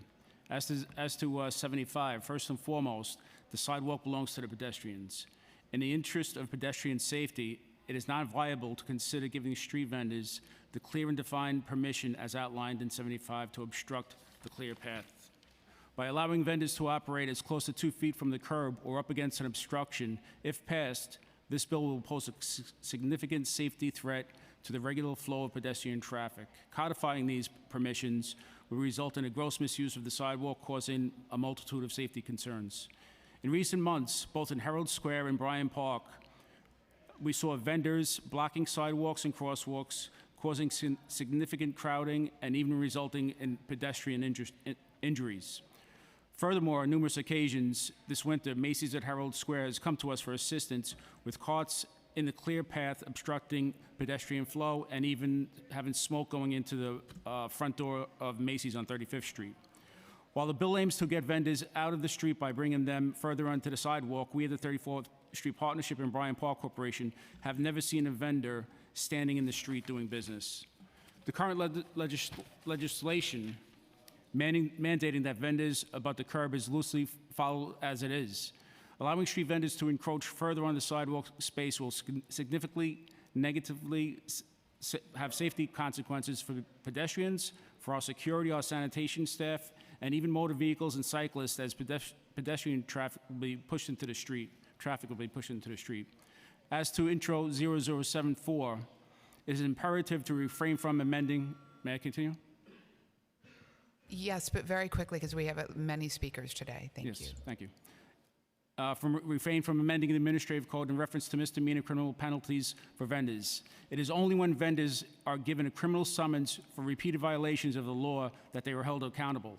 Looking at similar legislation passed in Albany, it is evident that when we take away punitive consequences for unlawful behavior from street vendors, the result will be a significant decline I'm in going to safety just and ask quality of you life. to wrap up, and you can submit your written testimony, which we will read. It's amazing you let everybody else speak. But No, we didn't. We are very fair. We let people did. wrap up, and that's what I'm asking I you to advocate do. opposition into Intro 75 and 74 and ask the council to reconsider these bills. Thank you.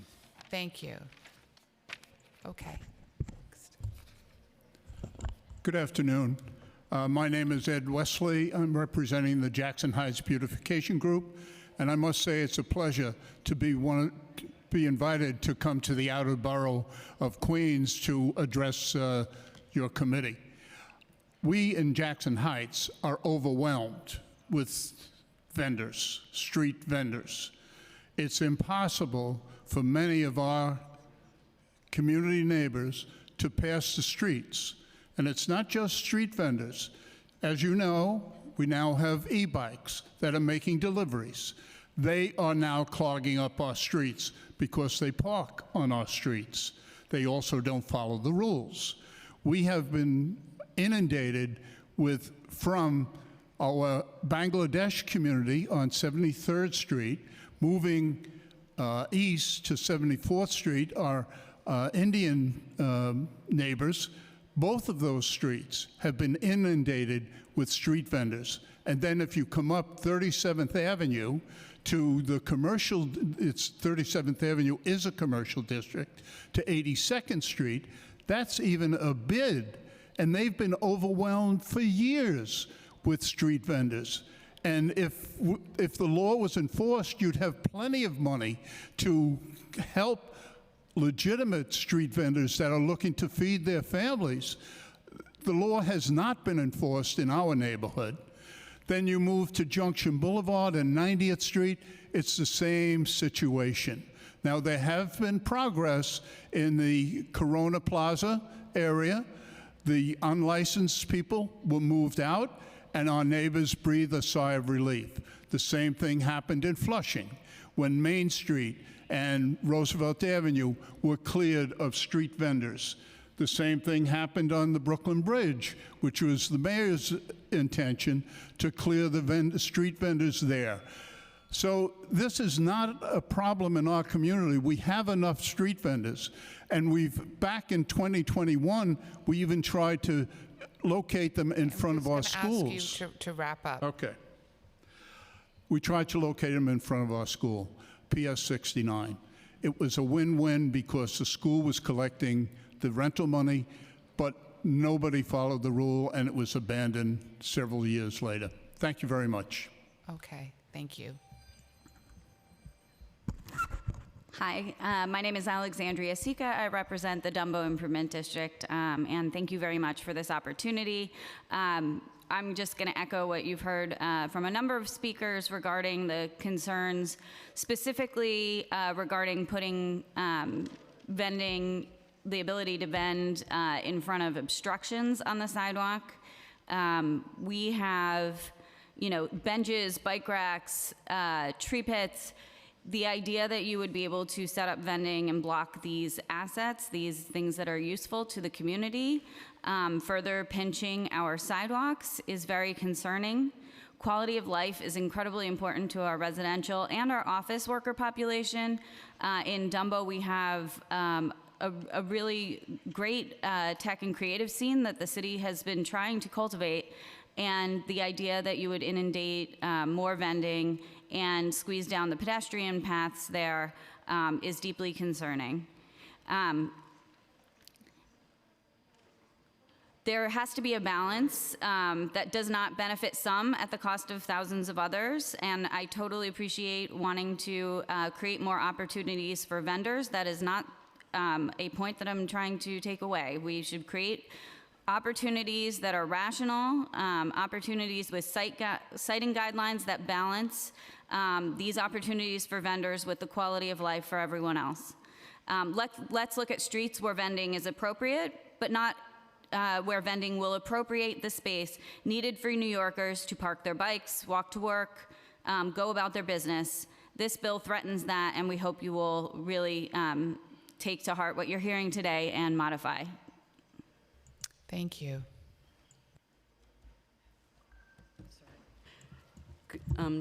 Good afternoon, everyone. My name is Regina Meyer, president of the Downtown Brooklyn Partnership. I'm also have been a member of the mayor's panel on street vendors advisory panel.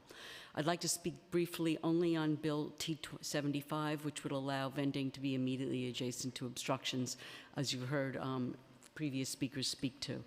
The Downtown Brooklyn Partnership has, since its creation, worked tirelessly to create a neighborhood that's safe, clean, and welcoming to all.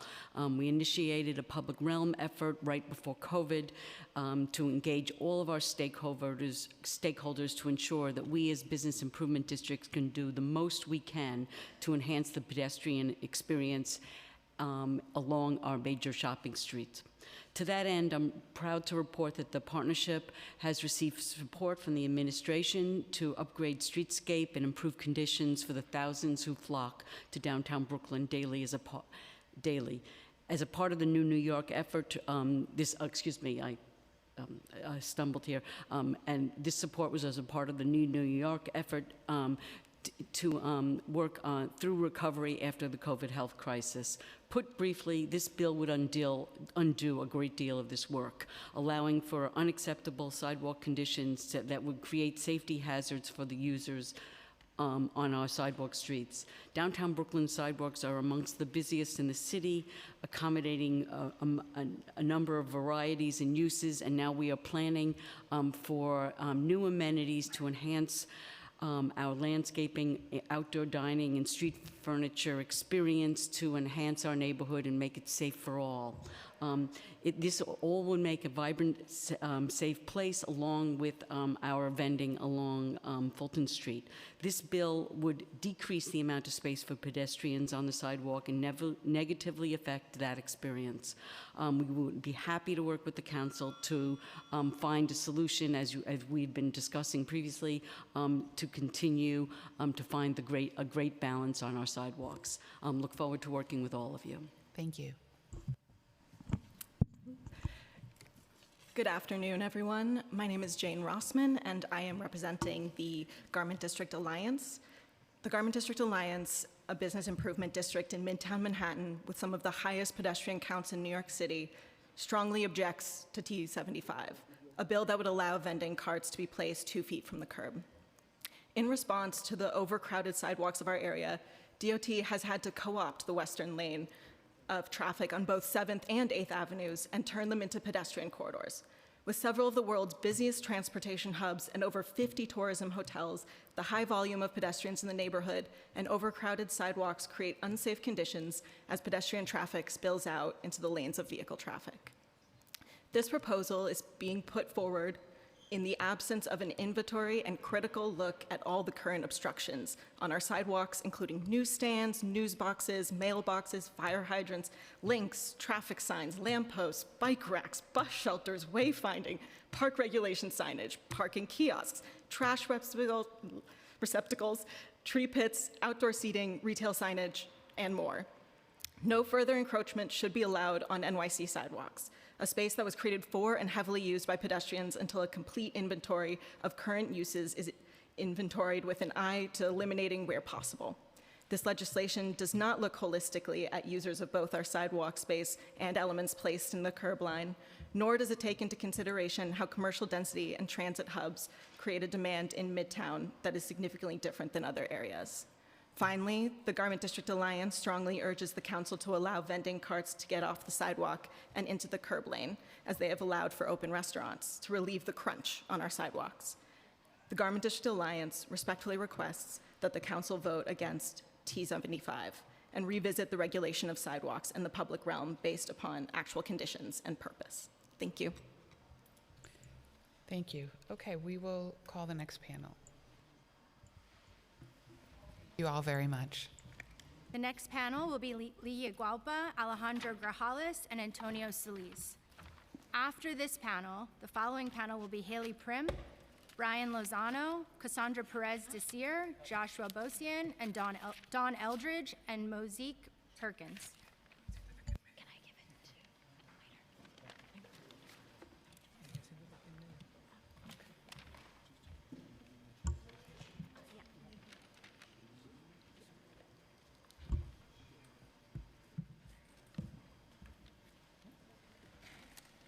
Thank you so much. I'm going to do translation. Oh, can you just put your microphone on, please? Thank you. Oh, there it is. Thank you. Well, thank you so much, Chairwoman. And it's a pleasure to be here speaking on behalf of Workers' Justice Project. So my name is Ligia Hualpa. I'm the Executive Director of the Workers' Justice Project and Los Deliveristas Unidos. We are a workers' rights organization that has been organizing low-wage workers since 2010. And I'm here to testify in support of a package of bills that are being heard today, especially package of bills that is being led by two important partners, Councilmember Gail Brewer and Councilmember Oswald Feliz, who have been working to make sure that we actually make sure that there is more safety in our streets, especially when it comes to lithium batteries and street safety. We're strongly support, particularly Bill Intro 065, Intro 067, and Intro 066. We strongly believe that this is the right path to create more transparency and accountability on the point of sale. Some things that we have observed on the ground is that many, especially consumers who happens to be deliveristas and non-deliveristas, when they buy many of these devices, very often they're not informed by the retail stores whether they're certified, whether they're safe, nor information is provided. And we strongly believe this is the right approach to make sure that we hold retail stores and manufacturers more accountable and make them more transparent, particularly with consumers who sometimes are misled and misinformed about which devices are safe and unsafe. And also, we strongly support the approach of Intro 073, which mandates safety training, and also we strongly support the concept of 06A, which mandates also the app companies to provide safe and certified batteries and devices to do this work.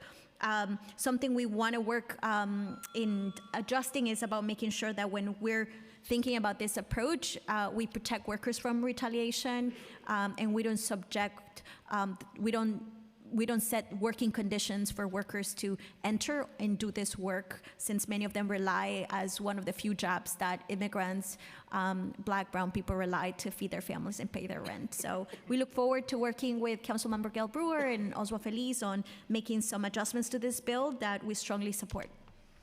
Thank you. And I'm going to pass it on to Alejandro. You want to try? Yeah. Thank you, Chairwoman Julie Menin, for the opportunity to testify on behalf of the Worker Justice Project and Los Deliveristas Unidos. My name is Alejandro Grajales. I'm a member of Worker Justice Project and leader of Los Deliveristas Unidos, and I have been working as a deliverista for the past 8 years. Since then, I have directly witnessed how the big delivery companies like DoorDash and Uber Eats have become more abusive and aggressive in pushing us to do as many deliveries as fast as possible, which in turn has forced us to switch from traditional bikes to e-bikes. E-bikes have become a necessity and a job requirement for many of us in this industry. As consumers, deliveristas have purchased whatever has been available to us in the market, turning us into victims of unethical retail stores and manufacturers who are selling devices that put us and our community at risk. We are deeply concerned about the hazard and fires caused by the lithium batteries. Last year, we were proud to stand with the Council to pass a groundbreaking trade-in program for lithium batteries and e-bikes, and fully support to the following 3 common sense legislation behind here today. Okay, 0065 require the posting of. Okay, intro 0065, intro 0067, and intro 0066. While we understand and support the general concept of safety trainings, we are concerned about 2 proposals that have the potential to empower. I'm just going to ask you to wrap up, please. But you can submit all of your written testimony. Okay, street safety is worker safety. It's a priority for delivery workers, and we are committed to advancing our work with you all to protect all our neighbors and our families. Thank you for listening and your time. Okay, thank you. Yeah, so I'm going to translate, so I'm going to let him do in Spanish and then I'll summarize it in English. Thank you. Yeah. Thank you. Gracias, presidente del comité y comisioneros y trabajadores. Julián y todos los concejales presentes. Mi nombre es Antonio Solís, soy miembro del proyecto de justicia laboral y líder de los Deliveristas Unidos. Desde el 2020 llevo trabajando en la industria de la entrega de comida y trabajo especialmente con DoorDash. Primero que nada, estamos muy agradecidos por todo su apoyo y respaldo durante la lucha para garantizar un pago mínimo que empezó a implementar hace 2 meses. Gracias a este tipo de protecciones laborales, los deliveristas tienen la oportunidad de manejar con más seguridad y un poco menos de presión. Sin embargo, las aplicaciones ahora están desactivando a los deliveristas, alegando que conducen demasiado lento. Sus plazos de entrega son inseguros e irrazonables, lo que hace este trabajo más peligroso para nosotros y nuestra comunidad. Ahora más que nunca estamos experimentando la presión de las aplicaciones para que sea más rápida y sin importarle los peligros del tránsito, condiciones climáticas y nuestra seguridad. En estos últimos 2 meses hemos sido testigos de cómo decenas de trabajadores han perdido su trabajo por continuas represalias de estas compañías y el control que ejercen sobre nuestro trabajo. La seguridad es una de nuestras prioridades, ya que somos los más afectados. En nuestro compromiso, seguir trabajando mano a mano con ustedes para hacer este trabajo más seguro para todos. Agradecemos como liderazgo de los concejales Geley Breder, Oswald Feliz y Sandy Nurs por siempre respaldarnos. Queremos expresar nuestro apoyo total a las 3 leyes que buscan hacer responsables y más transparentes a los negocios que nos venden baterías y bicicletas defectuosas con engaños. La propuesta de ley Intro 0065, Intro 0067, Intro 066 es importante para prevenir la venta de baterías peligrosas y asegurar al consumidor, que en este caso somos nosotros, estemos más informados sobre los productos que nos venden, evitar que nos engañen y nos vendan algún producto peligroso para nosotros y para los demás. Los otros proyectos de ley Intro 0072 e Intro 0068 son proyectos importantes que queremos seguir trabajando de la mano a mano para mejorarlos. Nosotros apoyamos la idea de entrar a nuestra comunidad de la seguridad y también de las compañías se hagan responsables de darnos el equipo de trabajo como las baterías y bicicletas. Queremos trabajar para mejorar estas propuestas porque nuestra preocupación es que la propuesta puede ser efectos negativos entre los trabajadores, dejando a muchos sin trabajo y creando un sistema de más control bajo las compañías. Desafortunadamente, estas compañías nunca quieren perder y si buscamos hacerles más responsables, necesitamos garantizarnos más protecciones y más derechos. Estamos para perder el trabajo de la mano con ustedes para mejorar estas propuestas de ley, para evitar más actividades. I'm sorry, I'm just going to interrupt you just because we want to make sure we enforce all the rules the exact same way. So just in the interest of time, I want to make sure you can translate. So briefly. Just briefly and then submit it in writing. So something he was mentioning is that street safety, if we want to create more street safety, it has to come with worker protections. We strongly support education, that it's much needed in our communities, and also holding apps accountable to provide the devices. We want to make sure that, I think the council member mentioned it, that does not condition it to enter in the industry. And the big concern is making sure that also these companies don't subject some of the training requirement or the devices requirement in order to do this job, since many of them rely on this work. And we're hoping to keep working with Council Member Oswald Feliz and the Council Member Gail Brewer to make adjustments to make sure that we put some protections for workers as we mandate essential tools and training for workers. And that's all. Thank you so much. Thank you. Thank you. Have a Council Member Feliz has a question. Yeah. Yep. Well, first, just want to thank you all for all the work you do. Thank you for done a great job amplifying the voices of our delivery workers. We have a lot of delivery workers, and all of you do a great job just bringing their concerns and challenges to the City Council so that we could resolve them. And all of you have been great partners, so just want to thank you for that. So a few questions about my bill. So my bill has a few parts, and I'm just wondering, including a part that requires that the app companies provide safe and certified e-bike, and I'm just wondering, what do you think that system should look like? And of course, we're all brainstorming, creating the system, but who do you think would be best to run that system, what agency, and et cetera?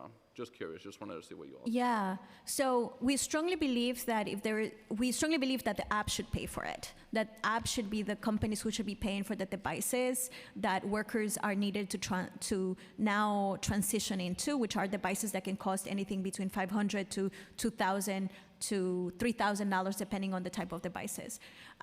What we are concerned is that these programs are run by the companies, which our concern is that every time a company runs programs like these, first of all, they do it subjecting it to the terms of employment and working conditions, and that is the biggest concern.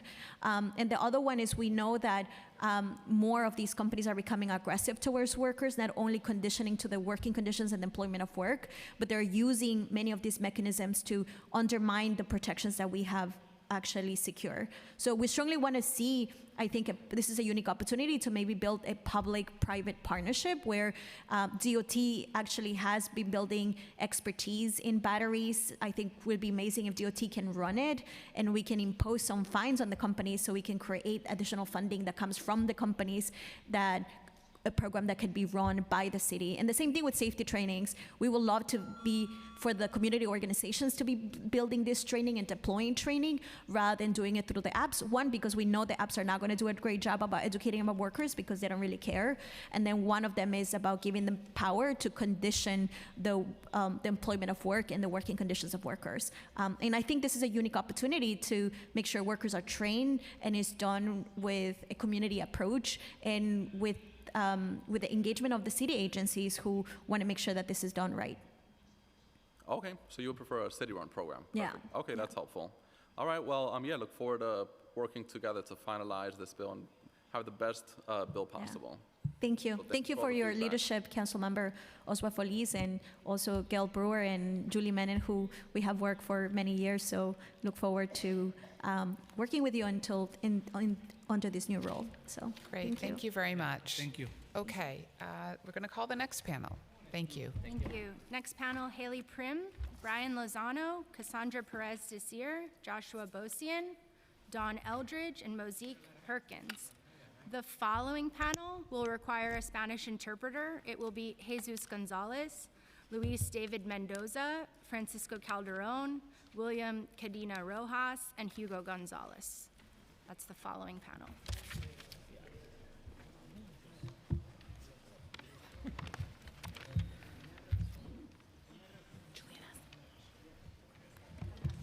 Okay. Hi, can you hear me? Okay. Yes, we can. Good afternoon, council members, and thank you for the opportunity to comment. I'm Haley Prim. I'm here from Uber and Uber Eats. I'm focusing my testimony today on preconsidered introductions 72 and 68. Uber last testified before this committee on these same bills in October, and all of the concerns we raised then still stand. However, in the last 3 months, we have seen major changes for delivery workers, positive progress in our own partnerships, and announcements from this administration that it should all impact how we think about these issues related to expenses and worker safety moving forward. On December 4th, a guaranteed minimum wage, which was established by the DCWP, went into effect for all workers who deliver on third-party delivery platforms. While we have significant concerns with the way it chose to structure the wage roll because it reduces flexibility and access. We've got testimony now. I'm going to ask that any conversations be taken outside. Thank you. It reduces workers' flexibility and ability to access the app as they choose. The standard does include an expense allocation for the very items that these bills are designed to cover. This is not inferred, but it's explicit in the study released by the DCWP in November 2022, which is the basis of the rule. It's enumerated in the final rule itself, which was published in June 2023, And Commissioner Mayuga even touted this as the opening line of an op-ed she authored in July celebrating the new standard, saying, "The city's new minimum pay rate for app-based restaurant delivery workers will lift thousands of working New Yorkers and their families out of poverty and help them to afford safer equipment and cover medical expenses." Based on data from December 4th to January 2021, which is the first 7 weeks the standard was in effect, we've calculated that over 1,500 delivery workers have already earned more than $500 towards expenses, and this is just on the Uber Eats app alone. In January, we've seen more positive progress through the partnerships Uber has launched last year with Zumo and Equitable Commute Project. Since launching, these programs have been successful in getting hundreds of individuals. Okay, I'm going to ask you to wrap up and submit your testimony in writing. Okay. Partnerships are growing to get workers on UL certified bikes, and we hope the city would target resources that way. And we also wanted to further discuss the mayor's announcement to create a new Office of Sustainable Delivery, which would broaden these regulations to all micromobility companies, grocery services, restaurants, which we think is important to level the playing field. Okay, thank you. Good afternoon, Chairman and members of the committee. My name is Josh Bosian. I'm the Senior Manager of Government Affairs for Grubhub. At the October 2023 hearing, we testified in opposition to these exact same bills, Councilmember Brewer's pre-considered 68 and Councilmember Feliz's pre-considered 72, outlining their flaws and making recommendations for improvement. Fortunately, despite good intentions, these bills as currently written will kill jobs. A more detailed version of my remarks today have been submitted for the official record, but let me highlight a few things. Firstly, the dangers posed by unsafe lithium-ion batteries and chargers are a citywide problem that needs a citywide solution. The risks we must address extend far beyond the restaurant and delivery industry into both commercial and personal uses. We need a comprehensive plan that protects all New Yorkers. By continuing to hammer at and vilifying food delivery services specifically, we are not addressing the root cause of the issue: unsafe, unregulated lithium-ion batteries and a lack of charging and storage infrastructure. Numerous lithium-ion battery fires have been ignited by illegal, unregulated charging devices widely available by anyone to purchase online, whether for personal or commercial use. This legislation does not address that issue. Delivery workers are ultimately responsible for their own e-bikes. They maintain their own equipment and certify that such equipment meets all industry and regulatory safety standards. $2.26 of the DCWP's new minimum wage of $17.96 per hour is paid directly to delivery workers so they can purchase and maintain their own safety equipment, including UL certified e-bikes, batteries, and all of the safety equipment outlined in Councilmember Brewer's bill. To be clear, DCWP's own rule and report requires that this money go towards the purchase of safety equipment. Furthermore, there are not enough UL certified batteries on the market to meet the demand created by these bills. However, we are willing to help, we would like to help, and we would like to continue to work with the FDNY Foundation and JOCO. I've submitted testimony, so I'm going to wrap up, but you have it in more detail. Okay, thank you very much. Yep, don't want to take your time. Hi, Chairman and members of the committee. My name is Cassandra Perez-Desir. I'm the head of government relations for DoorDash. Thank you for the opportunity to testify today regarding intros 0072 and 0068. DoorDash shares the city's concerns regarding the frequency of the fires being caused by lithium-ion batteries and the need to get them off the streets for good. However, we're deeply troubled to see the same problematic policy proposals from last October without any recommendations or changes taken. These bills still double charge the food delivery sector for e-bikes and safety gear, are impractical and undermine the goal of helping workers get safe bikes, and conflict with other city initiatives to reduce fires. The council has made strides by banning the sale of uncertified bikes and batteries, creating a trade-in program, and focusing on education. We applaud the council for pushing crucial federal reforms. DoorDash mirrors these efforts by providing Dasher access to certified e-bikes, investing in education, and pushing federal authorities to set national standards. But since these bills were last heard, the minimum pay standard took effect, substantially increasing wages for food delivery workers. This pay, specifically calculated by DCWP, includes $2.26 per hour in compensation for worker equipment, specifically e-bike, battery, and safety gear. This means workers are already being paid for the very same items covered by these bills. Based on this data, platforms are estimated to pay around $50 million annually and growing to workers just to cover e-bike expenses. What this actually means for workers, based on DCWP's report, a worker delivering for 21.3 hours of work per week will earn enough to buy a new certified bike every year. Currently, food delivery is the only industry contributing financially toward this problem by paying workers directly tens of millions of dollars a year. These bills clearly target one specific industry and no one else. Uncertified batteries are in no way unique to food delivery workers, and the Council should not discriminate against these workers while allowing others, including other industries, to use dangerous uncertified devices. Another clear oversight is that they provide significant practical changes to implementation. Okay, I'm going to ask you to wrap up, please. I will wrap up. We remain committed to helping the Council solve this problem and need real solutions to get at the root of it. The Council should develop new proposals to build existing policies to fix this problem, and we're prepared to work together. Thank you. Good afternoon, Chairman and council members. I'm Brian Lozano, testifying on behalf of Tech NYC, a nonprofit member-based organization representing over 800 tech companies in New York. As the delivery workforce has rapidly grown and New Yorkers look to e-bikes for commuting and personal use, the number of e-bikes has also increased. Unfortunately, the e-bikes and batteries of varying quality have been sold, resulting in some devastating circumstances. Tech NYC applauds the City Council's quick and thoughtful response for establishing an e-bike and battery trade-in program requiring safety certifications and education about battery safety. For the proposals being discussed today, Tech NYC supports pre-introduction 0065 and 0067, which will help increase education requirements for e-bike related businesses. However, 0068 and 0072 are redundant to existing laws and lack clarity. These bills require delivery platforms to provide safety equipment, certified e-bikes, and batteries to delivery workers. Tech NYC agrees with the goal to increase access to safety equipment and certified batteries, but these proposals would place the cost on delivery platforms without determining which platform should be held responsible. This is inconsistent with the realities of delivery workers, 56% of whom use more than one delivery platform, also known as multi-apping. Additionally, the recently implemented delivery worker minimum pay rule includes over $2 per hour for expenses, which was calculated to include the purchase of new e-bikes and at least one battery per year.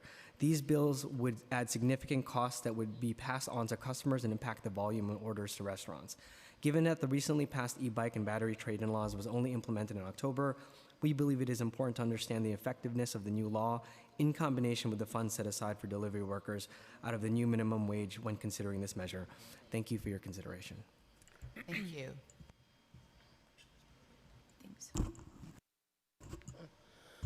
Good evening. My name is Mosaic Perkins. Thank you for this opportunity to share my perspective on these bills regarding e-bike safety. As a person living with disabilities, it can often be difficult for someone like me to find work because of my limited mobility. Doing deliveries with DoorDash has become incredibly important, giving me an opportunity to support my daughter in a way that works for me using my e-bike. Many places won't hire me because of, or hire people like me because of disability. They see us as a liability. But as a dasher, I can set my own hours and earn whenever I can.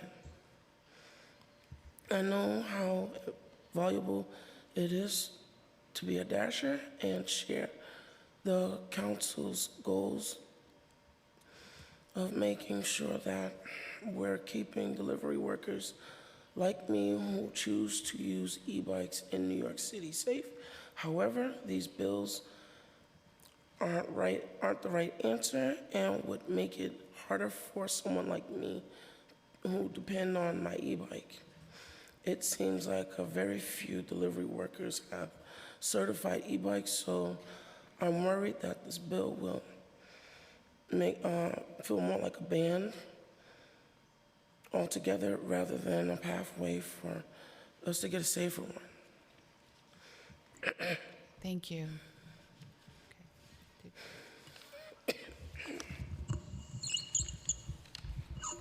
Good afternoon, Council. My name is Dawn Eldridge. I am the owner-operator of a small business restaurant in Greenpoint.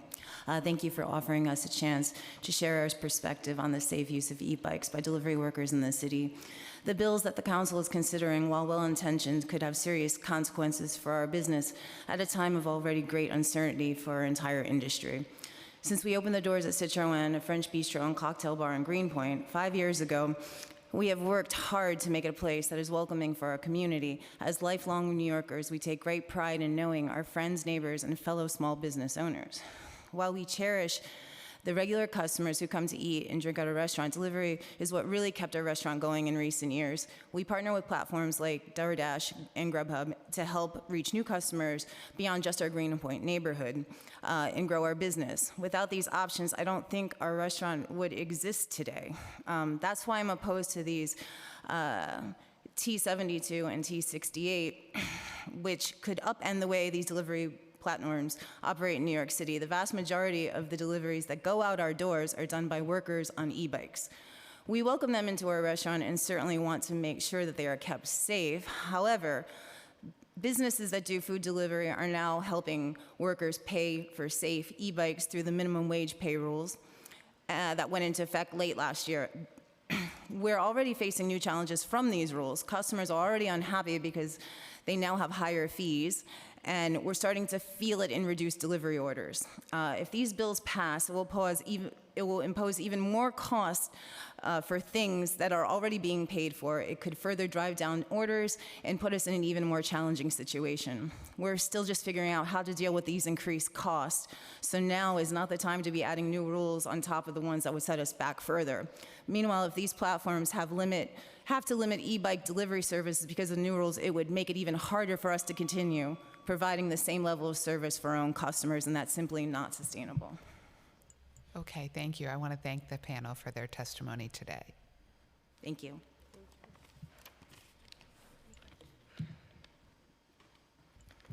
Okay.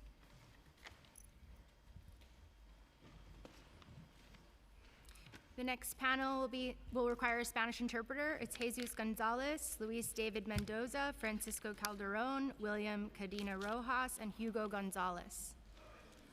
The following panel after that will require a Mandarin interpreter, Zhang Wu Zhu, and Celeste Lopez, Eric Nava Perez, Maurice Sewell, and Wajid Shah.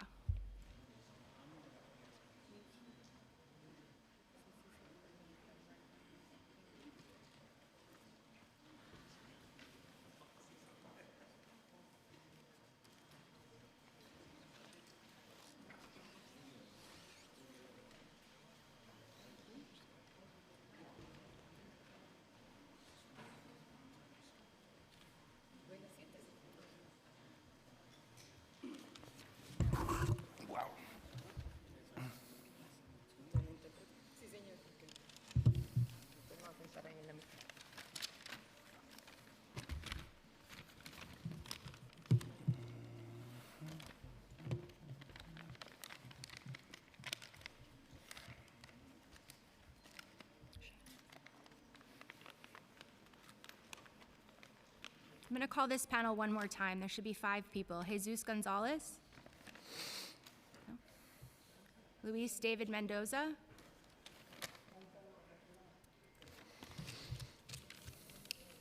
Francisco Calderon.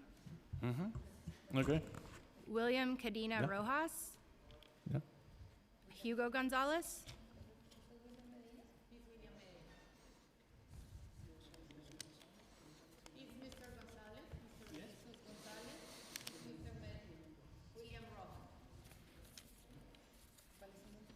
Francisco Calderón.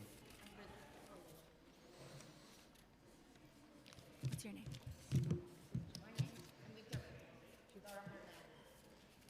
I'm missing 2.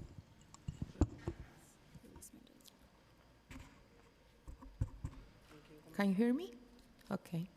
So do you want to listen to the Spanish speaking thing, or you just want me to hear it and translate it? You'll have 4 minutes total to testify, so 2 for testimony and 2 for translation. So you can decide if whatever's easier.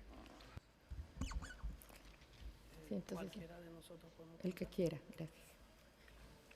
Coge el micrófono. Empiece. Muy buenas tardes, mi nombre es Jesús González. Primeramente le doy gracias a Dios y a la presidenta Julie Menin y al comité presente por brindarnos la gran oportunidad de dar mi testimonio el día de hoy. Yo soy miembro del arte de fotografía y video con mi cámara y tengo una máquina de 360 que hace video. Quiero recargar que nosotros no vendemos. Mi trabajo es producto digital, ¿sí?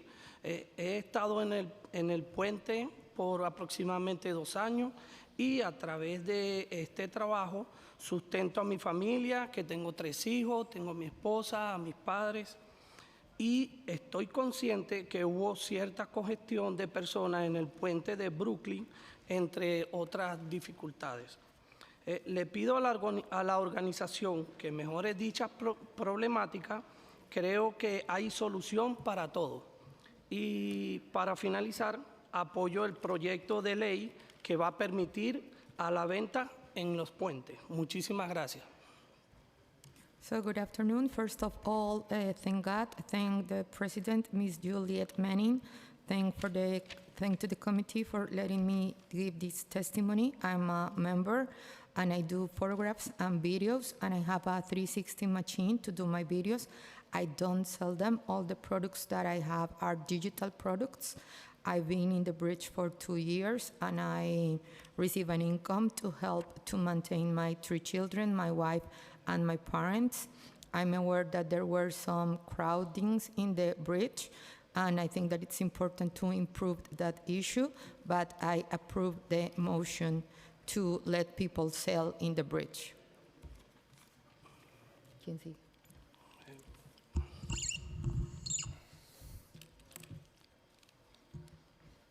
Buenas tardes a todos los presentes, señorita presidenta y demás concejales que la acompañan.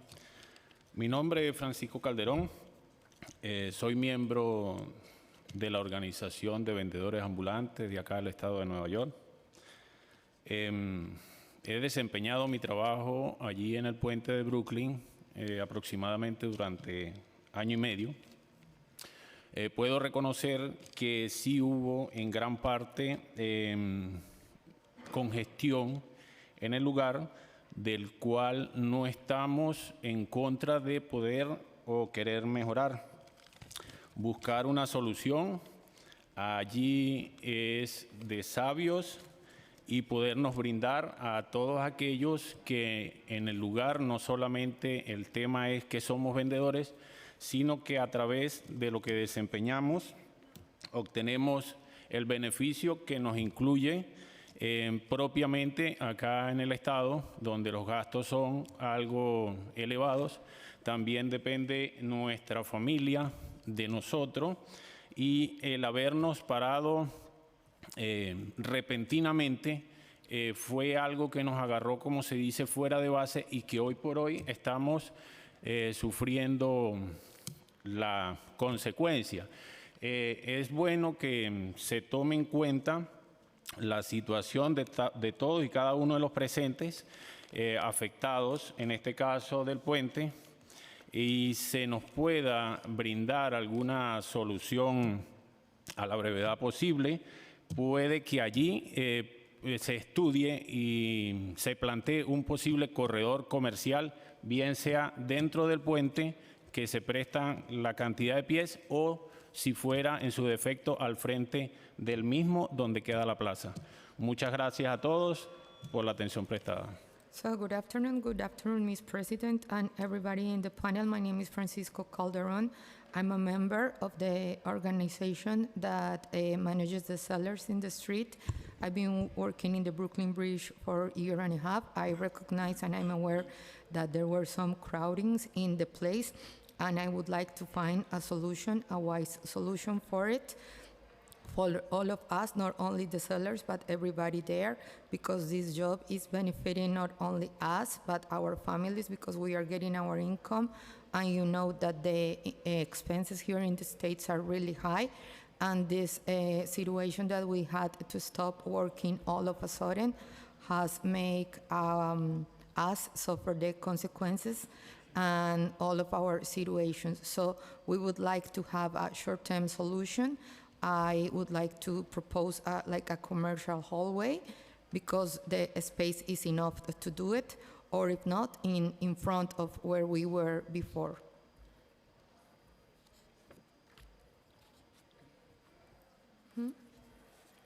Buenas tardes, honorable consejo. Acá. Buenas tardes, honorable consejo, señora Juliet Manning, por escucharme. Mi nombre es William Cadena Rojas. Llevo año y medio aproximadamente trabajando en el puente, manejo una máquina 360. Bueno, debido al cierre del puente, me he visto afectado mis ingresos, mi familia.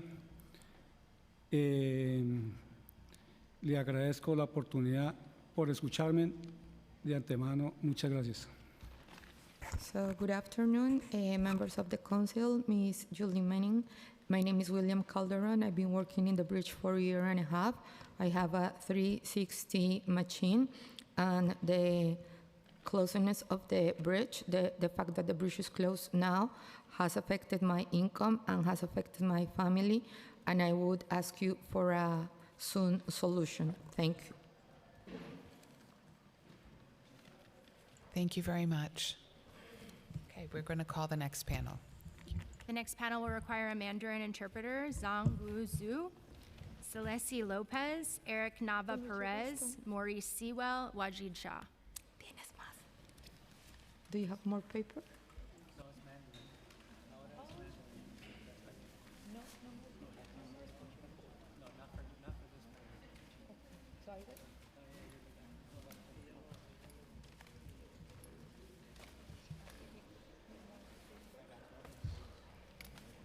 I will give you, thank you.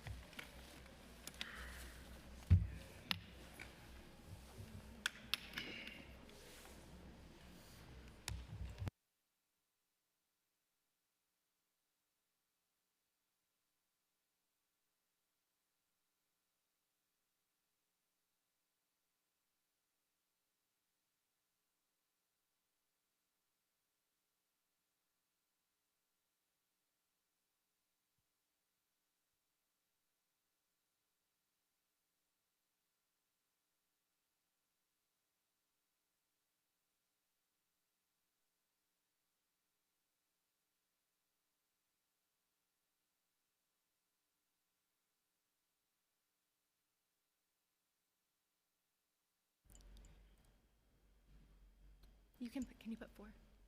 It'll be 4. Okay. You may begin. You'll have 4 minutes total, 2 to testify and 2 for interpretation.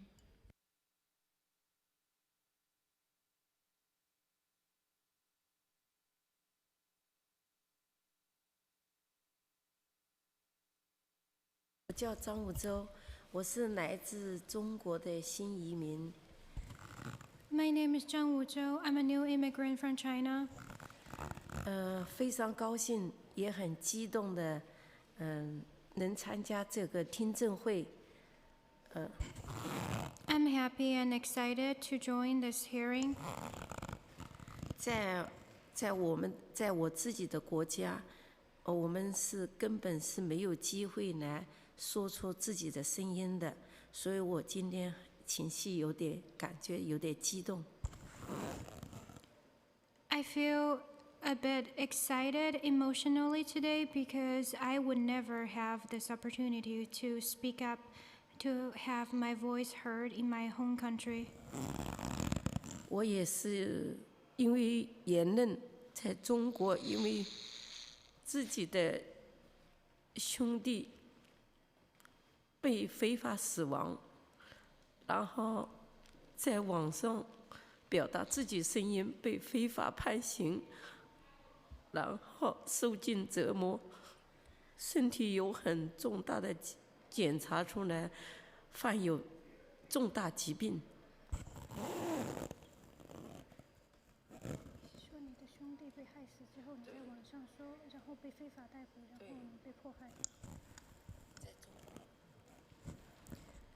In China, due to the persecution and death of my brother that I speak up online, and I was prosecuted and I was tortured, I was harmed, and it harmed my body.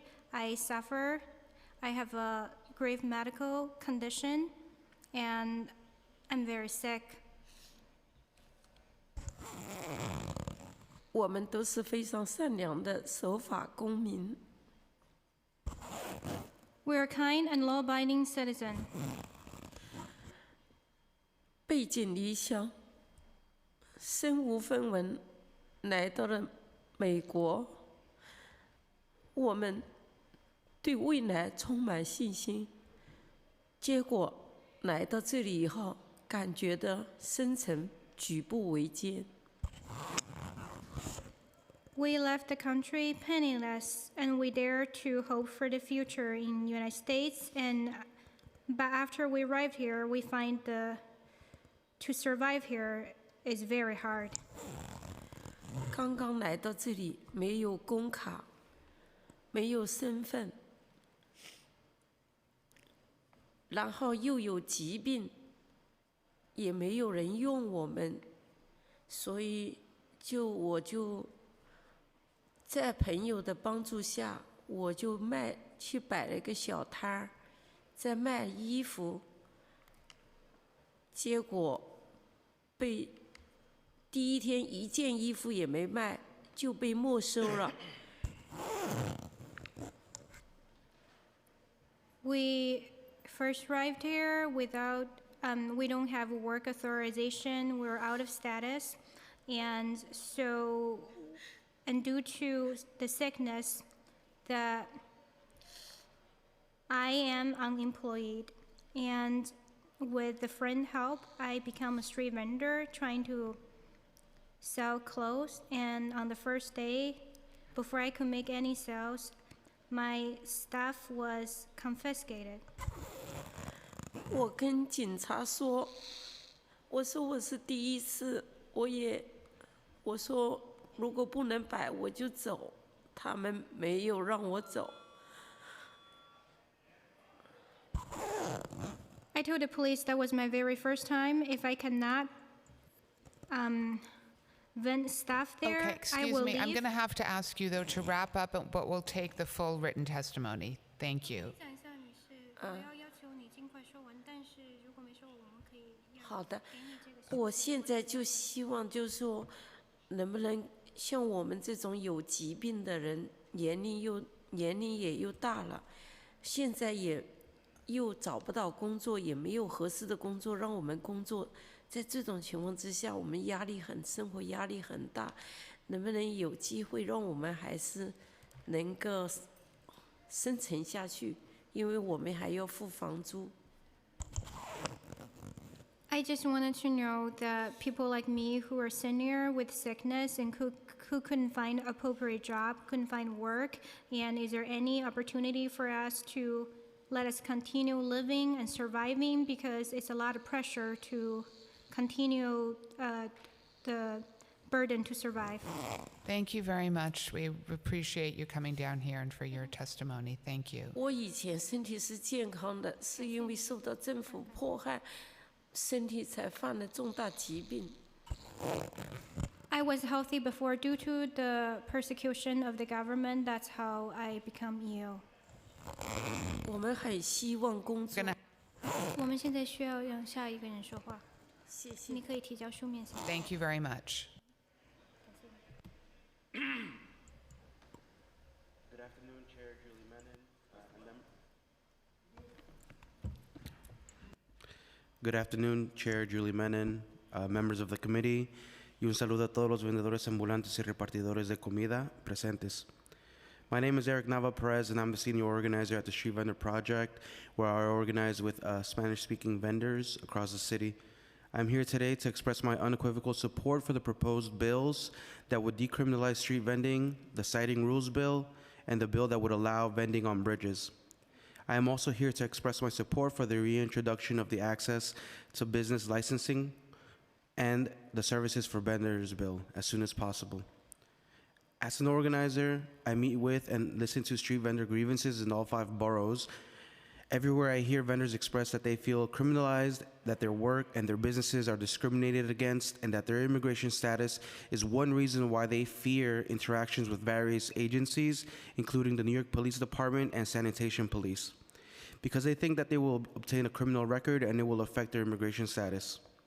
In Manhattan, many street vendors have permits, but too often, building managers, property owners, and their bid allies use public infrastructure to displace vendors from their workplaces. One of the most recent and prominent cases took place in Hudson Yards against related companies in the local bid, the Hudson Yards House Kitchen Alliance. This public-private partnership has led to the displacement of over a dozen workers from their jobs and the constant harassment of the remaining street vendors. All the vendors I have spoken to express the need for a functioning regulatory system that allow access to business licensing, a functioning regulatory system that treats street vending as a civil issue, not a criminal issue, and a functioning system that protects street vendor entrepreneurs and their employees from displacement. This is why the City Council should pass the 3 bills you are hearing today: the citing rules bill, the bill to decriminalize street vending, and the bill to allow vending on bridges. Your committee has an opportunity to provide, give me 5 seconds. Your committee has an opportunity to provide invaluable protection to thousands of New Yorkers, whether it is from traffic or criminal liability to unemployment and much, much more.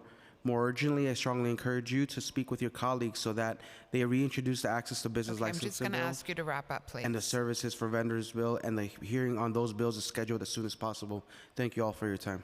Thank you. Okay. Good afternoon, members of the committee and Chairwoman Julie Menon. My name is Wajid Shah. I'm a disabled veteran.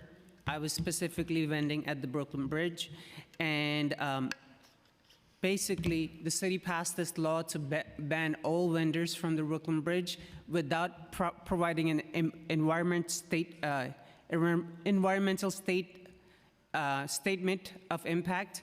Basically, what that means is anytime there's a risk to human safety, the city must produce an environmental statement of impact.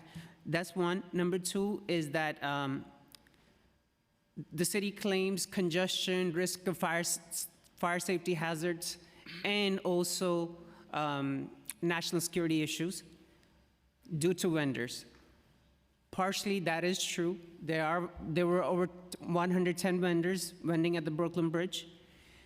And partially, it's also true because the city allows thousands of pedestrians to go through the Brooklyn Bridge without going through any security checks. So any one of those people can carry hazard items that can create fire safety and other hazards. Number 3, there were only 15 veterans who were vending at the Brooklyn Bridge, and we have a state right under General Business Law 32, General Business Law 35, and 35A to vend in restricted streets. So I am asking this council, this committee, to restrict the bridge instead of prohibiting the bridge. So restricted to disabled veterans, and also prohibited for vendors that did not have license or Okay. if they were. I'm just going to ask you to wrap up, please. Okay. So I basically want the bridge to be open for vending exclusively to disabled veterans. That's all. Okay, thank you. Thank you. Yes. Thank you, Chair, and the committee for the opportunity to testify today. My name is Lasso Lopez.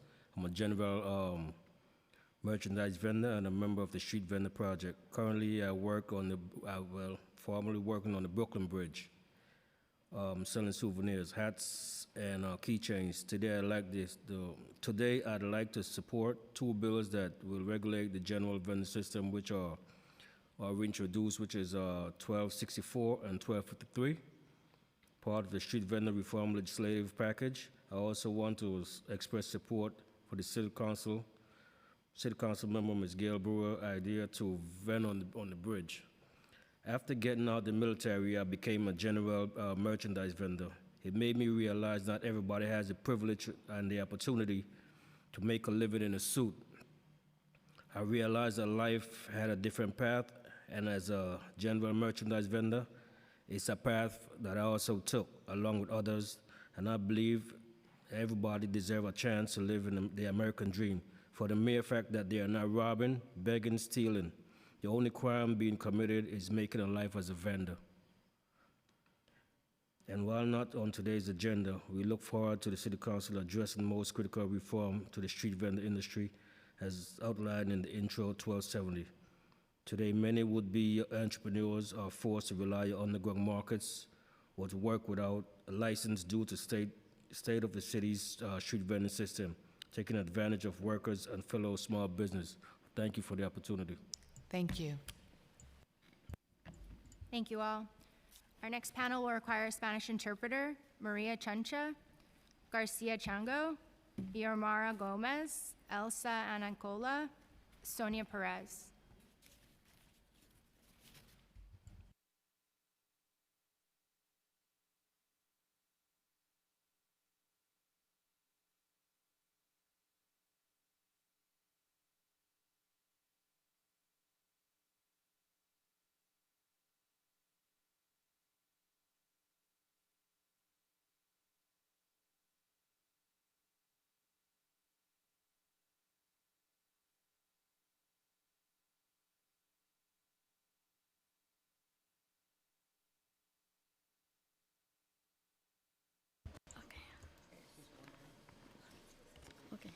Hola, buenas tardes. Oh, no, okay. Okay. Okay. Okay, please proceed. Okay.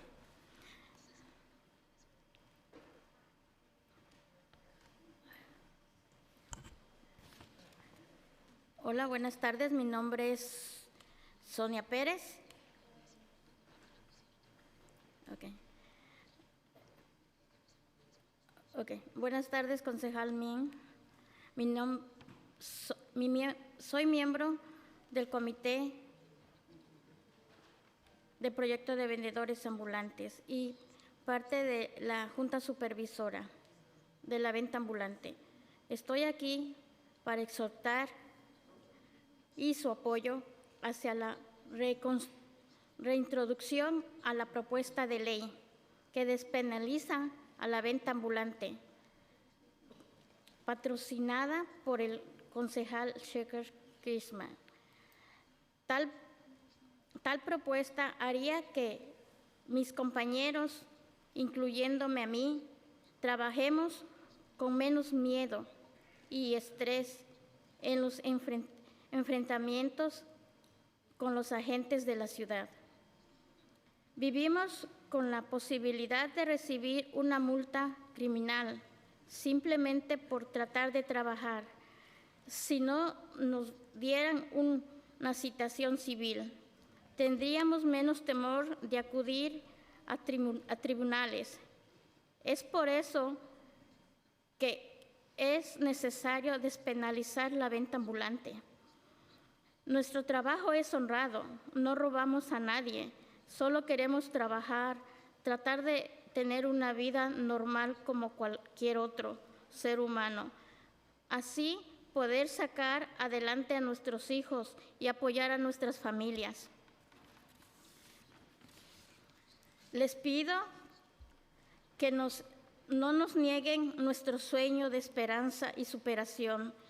También les vengo a pedir la pronta introducción de audiencia pública para la propuesta de ley de Could you renovación. please wrap up?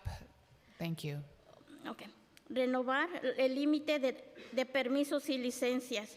Vendedores ambulantes en la propuesta de ley creará los servicios a los vendedores ambulantes dentro del Departamento de Servicios Pequeños. Hasta el día de hoy sigo esperando por un permiso por más de 25 años. Como ustedes saben, las empresas grandes que Okay, I'm vemos sorry, al día hoy we're going to need empezaron to wrap con up. negocios. Okay. Thank you. Yeah, Okay. okay, maybe we should, okay, you're going to do the translation. Thank you so much. Good afternoon, Council Member Menin and members of the committee. My name is Sonia Perez, member of the Street Vendor Project and member of the Street Vendor Advisory Board. I'm here to urge your support towards the reintroduction of the bill sponsored by Council Member Krishnan that would decriminalize street vending.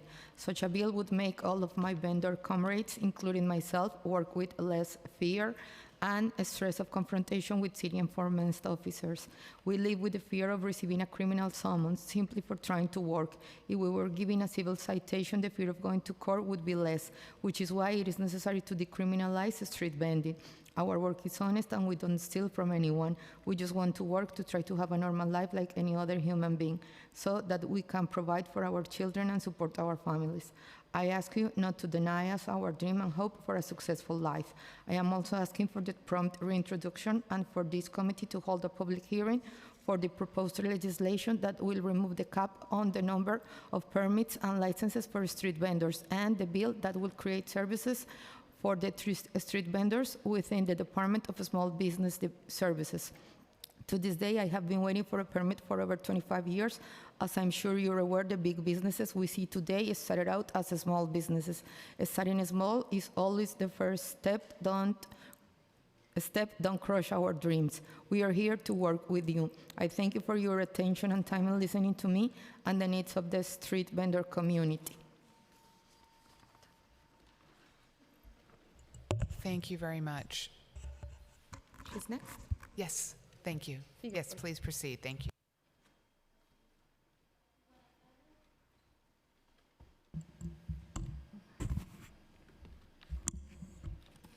Buenas tardes, autoridades presentes.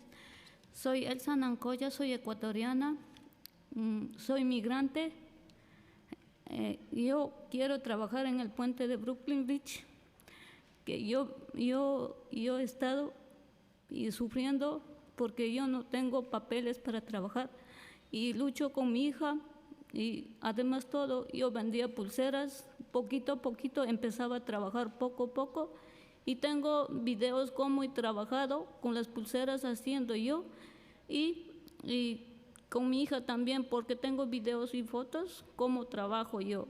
Y además ayer sorprendidamente me quitaron mi mercadería que estaba teniendo y me pusieron una multa de 250, pero no me dijeron no puedes vender aquí porque ahí estaba una mapa que decía sí puede vender. Y ahí estaba que tenía licencia, a él también no hicieron caso, porque dijeron el puesto estaba abandonado. Solo me entré un ratito a comprar un café para poder tomar yo, porque estaba con frío. Yo vi que vino el policía y salí rápido. Justo cuando estaba saliendo dijo, esto está, ya puede retirar, me dijo. Pero yo dije, expliqué. Solo en inglés yo no entiendo, más me entiendo en quichua. Español también sé. Por eso quiero que me ayuden. Con mi hija yo estoy trabajando y luchando como migrante, como un sueño americano.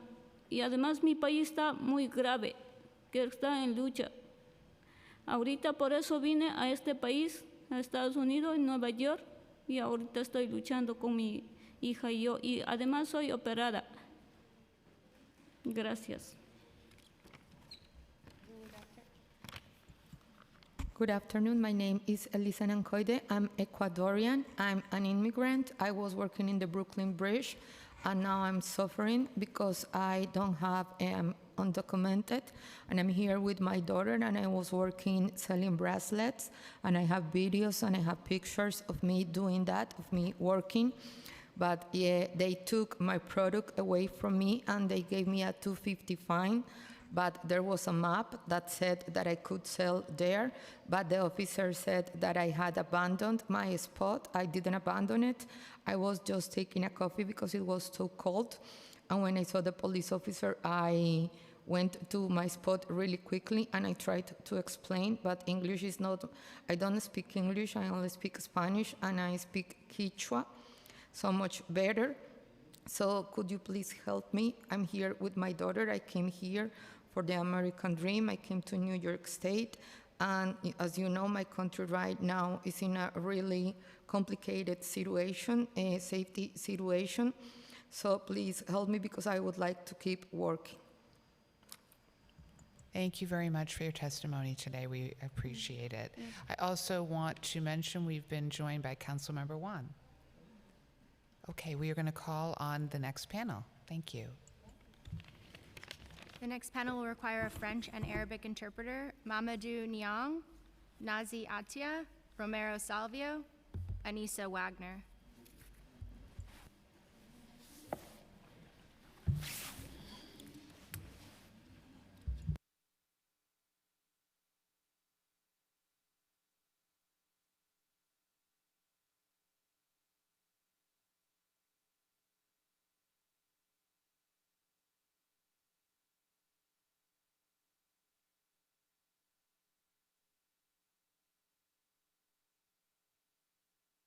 You repeat who you called?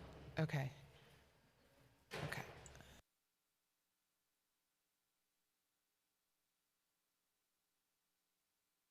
Okay. Who?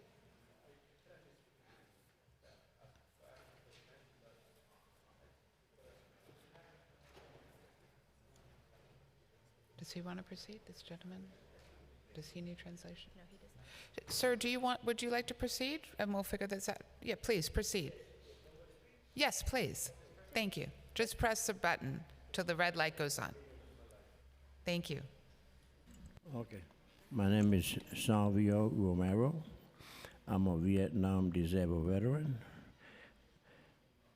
I've been a vendor for many years, and I wanted to know why they closed the bridge on us, especially the ones that protect the United States, the ones that go to war, die, and get crippled for in the United States.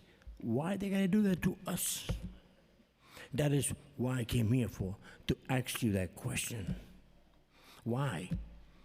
Okay, sir, it's not a question that the administration was here testifying earlier today. They are the one who enforced that, so that's not something that I can answer. We're happy to put you in touch with someone in the administration so you can ask your question directly to them. But we very much appreciate you being here. Thank you, Miss. Thank and God you. bless you all. Thank you so much. Thank I you. will get up now and Thank go. you. Yes, please, you're welcome to, but we're also happy to put you in touch with someone from the administration. Jonathan, can you help this gentleman? Thank you. Go to him. Thank you, lady. Sir, please go ahead. Good afternoon. My name is Mamadou. I'm the history vendor for a couple years ago. And right now, that's all the job I can do about my age and my health. Last year, I worked in the Brooklyn Bridge, 2023, until January 2nd, 2024. And now I ask the city council to help to reopen the bridge for the people can make the living. But some problem I see when I work in the bridge, and the morning time and the evening time, the bridge is so going to very, very, very busy because the 60% of the vendors at this time they don't have no license. Because I see the police is coming to inspect who have the license and not have the license only in the short time, between 12 noon, 12 p.m. and 2 p.m. That's only 2 hours the police come. After that, nobody see the police in the bridge. That's why many people come in the morning time, sell the merchandise, when the 11:30 they pack up. When the police left 2 p.m., they come back and make the bridge busy until evening time. That's only will help. When the bridge reopen, when the police assist in the morning time, noon time, and the evening time to make the bridge clean. The people who have license and who the people don't have the license. Thank you so much. That's only my testify. Thank you very much. Okay, we will now call, is this gentleman speaking? No. Okay, we will call the next panel. Thank you. Next panel will require Spanish interpreter Carla de Jesus Rodriguez, Famberto Diaz, Jesus Alcaid, Alejandra Marin, Viante Ventimilla.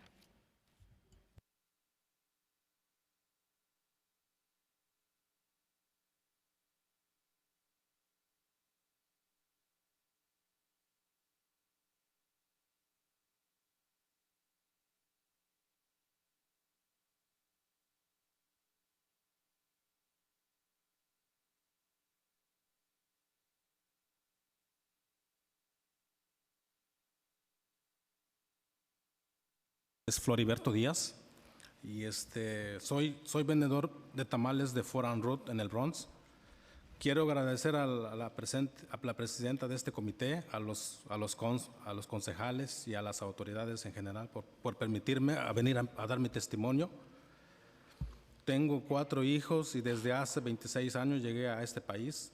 A raíz de la pandemia me quedé sin trabajo y debido a las secuelas que me dejó el COVID, me he visto limitado a trabajar en la calle con mi esposa y yo mantenemos a nuestros 4 hijos.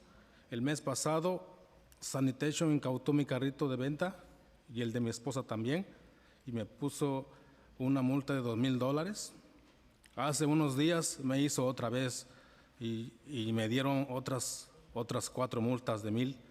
O sea que ya debo $4,000 en puro tickets y no sé cómo pagarlo porque me quitó un carrito que no me lo quiere dar. Tengo que pagar hasta que yo pague la multa, dice que me va a dar la Sanitation el carrito. Entonces, nosotros solamente dependemos de eso nada más. Y quiero que se haga justicia con nosotros, los vendedores ambulantes. Entonces, se están aprovechando de nosotros. Yo me siento enfermo con ansiedad y depresión por mis hijos, porque mis hijos a veces llego a casa, me dicen que qué pasó con tu carrito. Mis niños se ponen deprimidos porque me ven que lo que me pasó, ¿no? Ellos no pueden, nosotros no podemos nada esconder y no tengo cómo explicarles más. Eso es todo, ese es mi testimonio. Es lo que está pasando en el Bronx, en Ford and Root estos días. Y bueno, más que nada, gracias a mis compañeros que me trajeron. Muchas gracias a ustedes, eso es todo por hoy. Solamente es mi historia de lo que me ha pasado estos días. Entonces debo en total $6,000 de multa. Gracias. So good afternoon. Thank you to the members for giving me this opportunity to talk. My name is Floriberto Diaz. I sell tamales in Forum Road at the Bronx. And I have 4 children. I've been in this country for 26 years, and after the pandemic, I not only lost my job, but I got sick due to the COVID, and I'm still dealing with the consequences of that illness currently.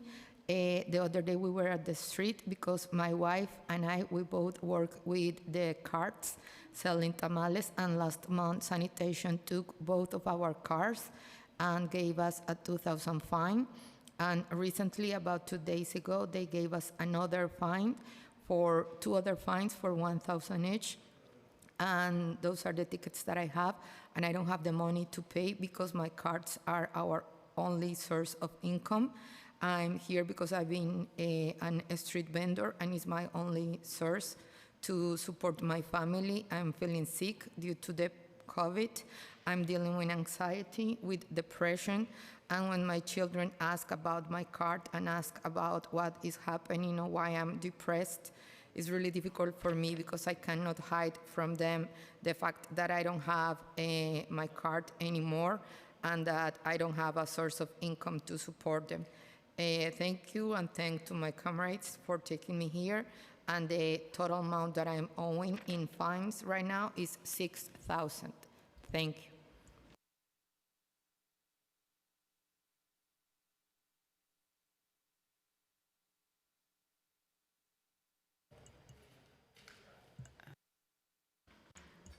Aló.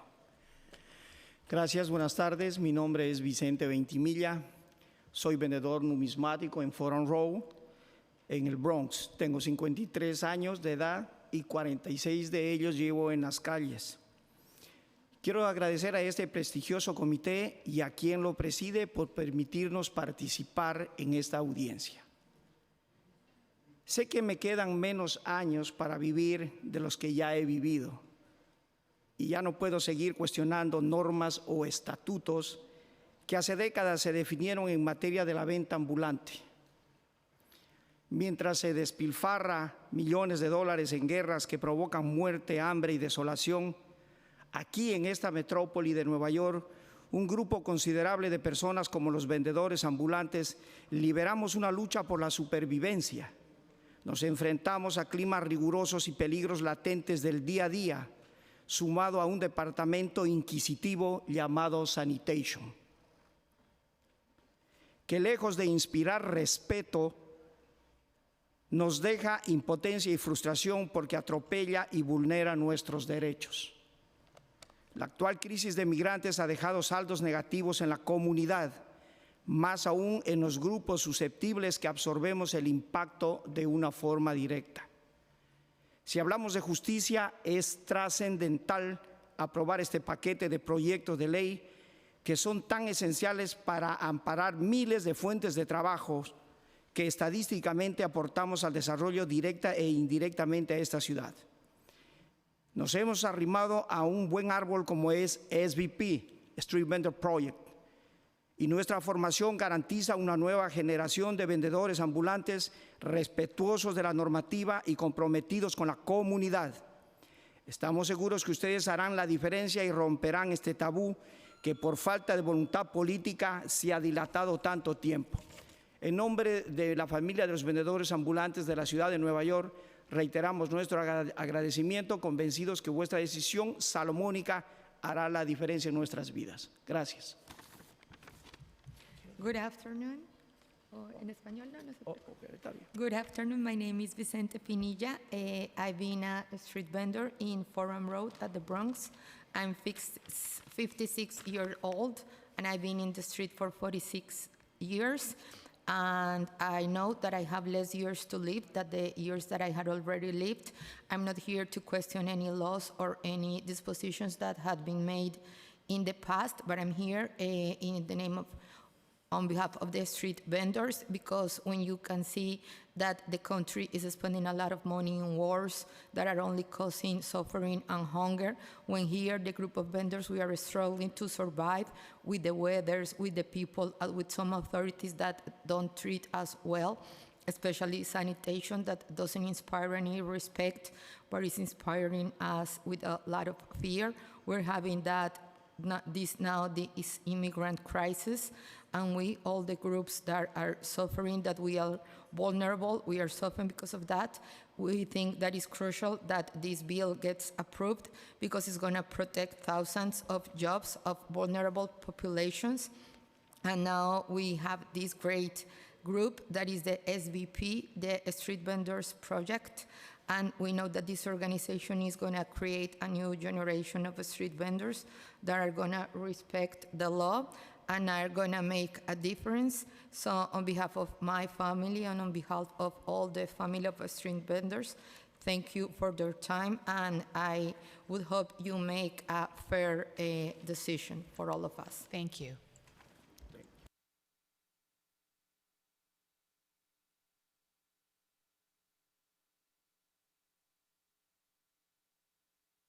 Please proceed. Hola, buenas tardes. Mi nombre es Carla de Jesús Rodríguez. Gracias al Consejo Municipal por escucharme. Por todo lo que está pasando, estoy aquí. Soy una vendedora de comida ambulante de Westchester Avenue and White Plain Road, Bronx, New York, 1866 Street. Soy cabeza de familia. De mi trabajo dependen la educación de mis 2 hijos. Quería decirles que si aprueban estas propuestas y nos ayudan con unos licencias y permisos, sería todo de un buen éxito. Les digo que ha habido cambios como trabajadora desde el 3/9 del 23, día del Labor Day. No me dejan las autoridades trabajar. Requerimos de unas licencias, permisos.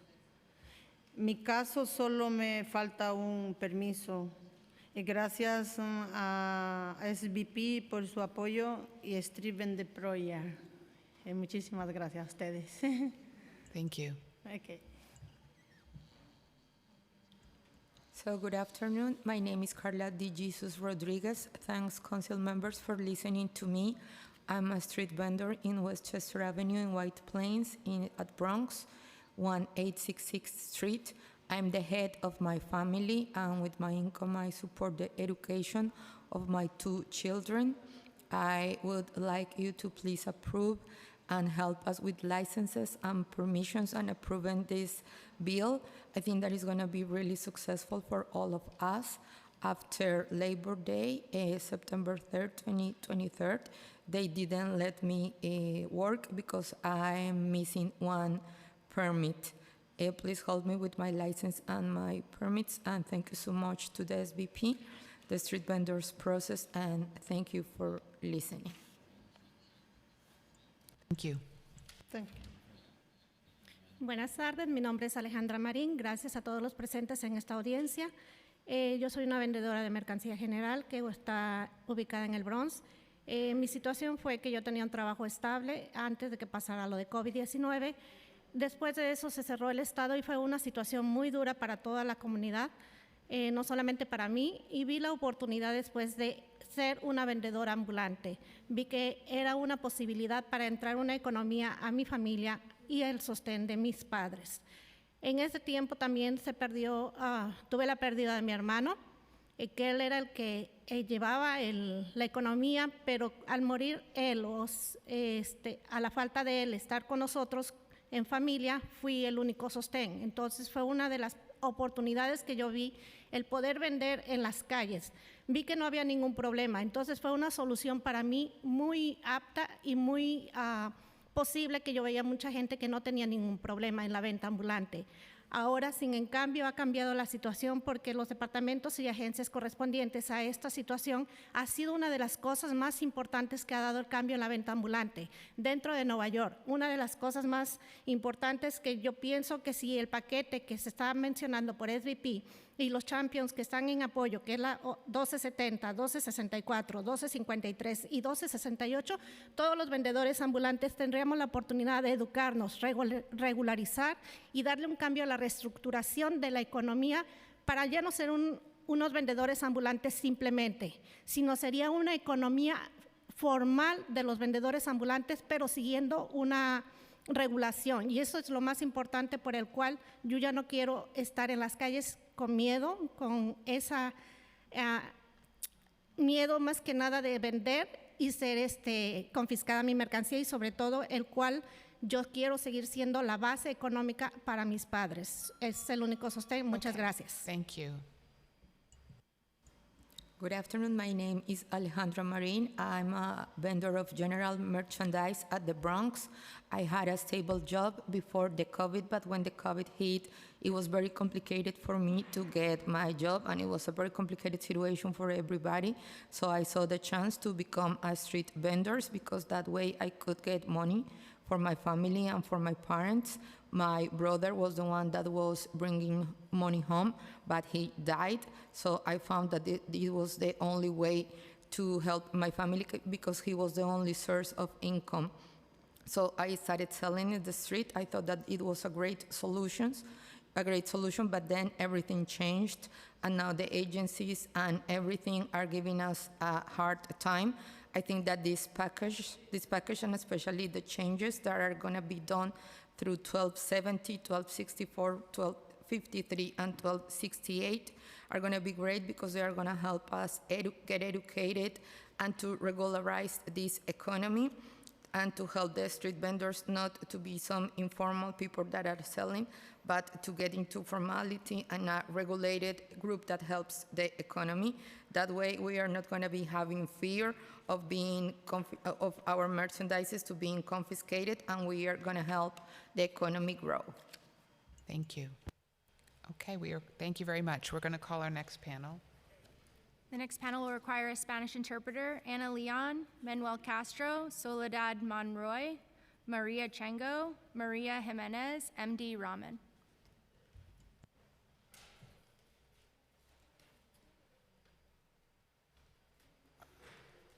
Okay. Hi, please go ahead. Yes, please begin. Buenas tardes a todos. Gracias por permitirme estar acá en esta asamblea. Mi nombre es Ana León. Yo trabajo en el puente de Brooklyn con videos y fotografías de hace más de 19 meses.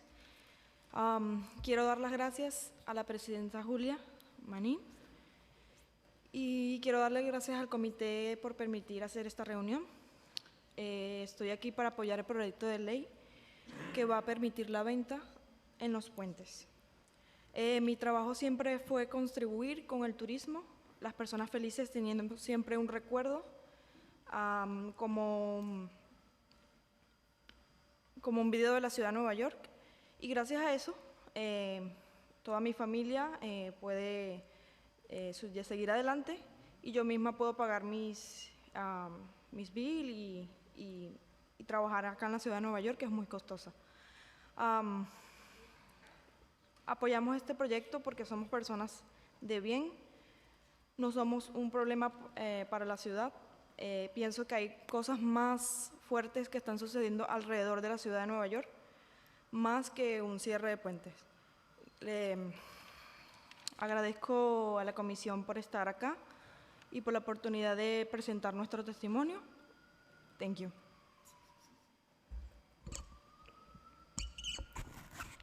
So good afternoon. Thank you for letting me talk in front of you. Thank you to the President, Julie Manning, and all the members of the committee. My name is Ana Leon. I work in the Brooklyn Bridge doing videos and photographs. I've been doing that for more than 19 months. I would like to encourage you to accept this proposal because I think that I'm not doing anything wrong. We are good people trying to do good things, and I think that we are contributing to the tourism, to encourage the tourism of people here in the New York City, because people like to have videos of New York when they come to visit, and this way I can help support my family and I can pay my bills, because New York City is a very expensive city to live in. So I would like to ask you to support this proposal because I think it's not going to be a problem. I think that New York City has worse problems and worse issues than what is happening in the bridge. So thank you so much for your time. Thank you. Okay, next.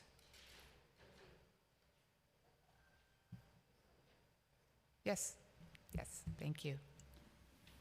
Muy buenas tardes, mi nombre es Soledad Monroy, yo soy miembro del proyecto de vendedores ambulantes del puente de Brooklyn Bridge.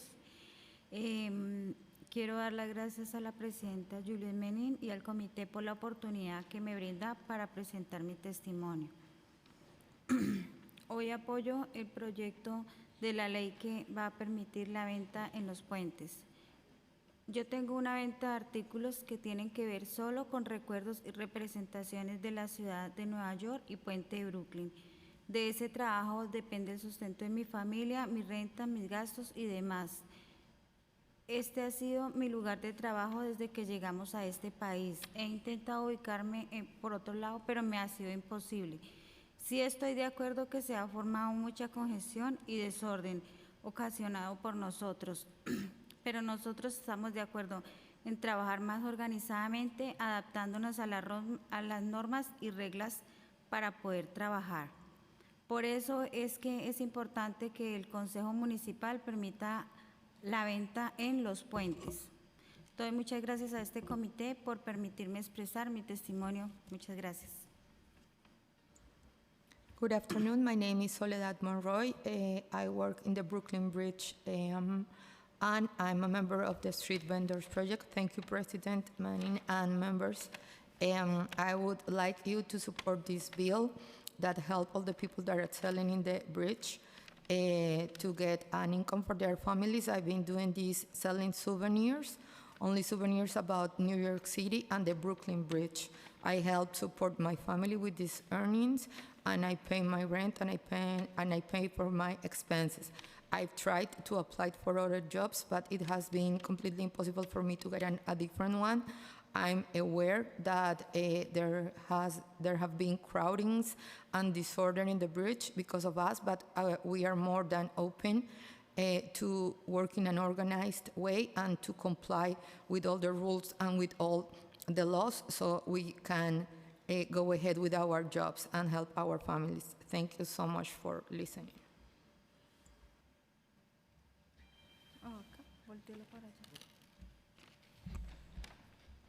Good evening. Thank you, Council, for bringing me here to allow to speak. My name is MD Rahman. I am an immigrant from Bangladesh. I'm coming this country like 2009. I am a food vendor.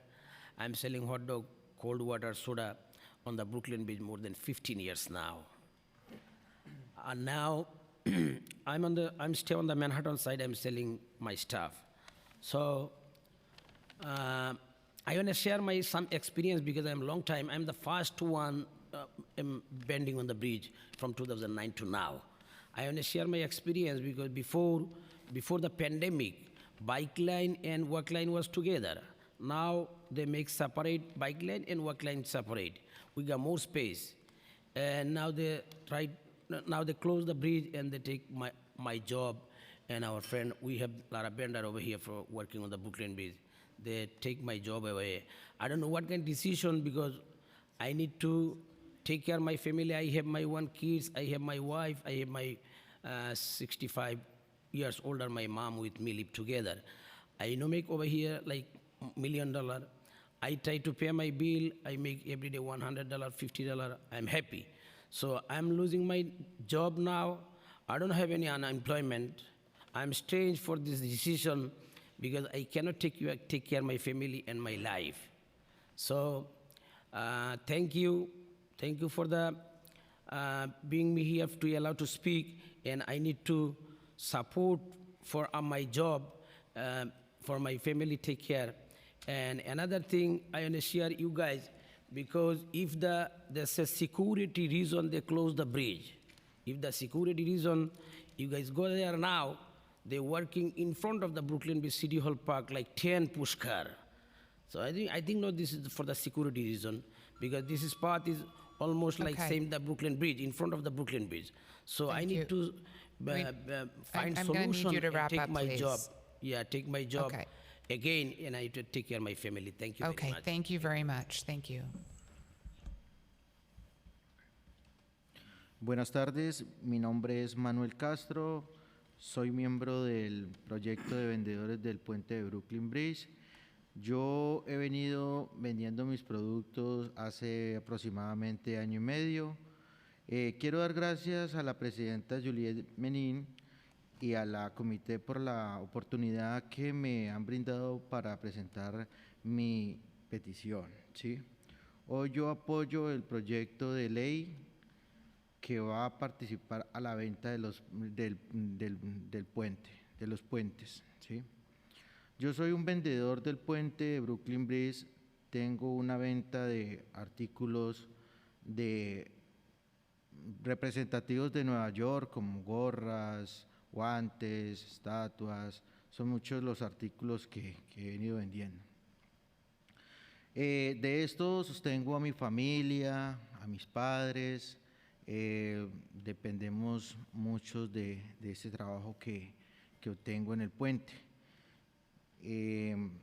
También está dispuesto a adaptarme a las nuevas normas que ponga la nueva ley que se pueda trabajar en el puente, ¿sí? Por esto es que es importante que el Consejo Municipal permita la venta en estos puentes Doy gracias a este comité por permitirme expresarme y doy gracias a ustedes, muy amable. Good afternoon. My name is Manuel Castro. I belong to the Brooklyn Bridge Street Vendor Group. I've been working in the Brooklyn Bridge for about a year and a half. Thank you, Ms. Judith Manning and other members. I support this proposal so we can sell in the bridges. I've been working in the Brooklyn Bridge selling basically souvenirs, hats, gloves, statues, many products, and I support my family with this income and I help my parents as well. Many people in my family depend on this job. I'm definitely open to comply with the new laws and the new regulations so we can work at the bridge. Thank you to the council members and thank you to the committee for listening to me.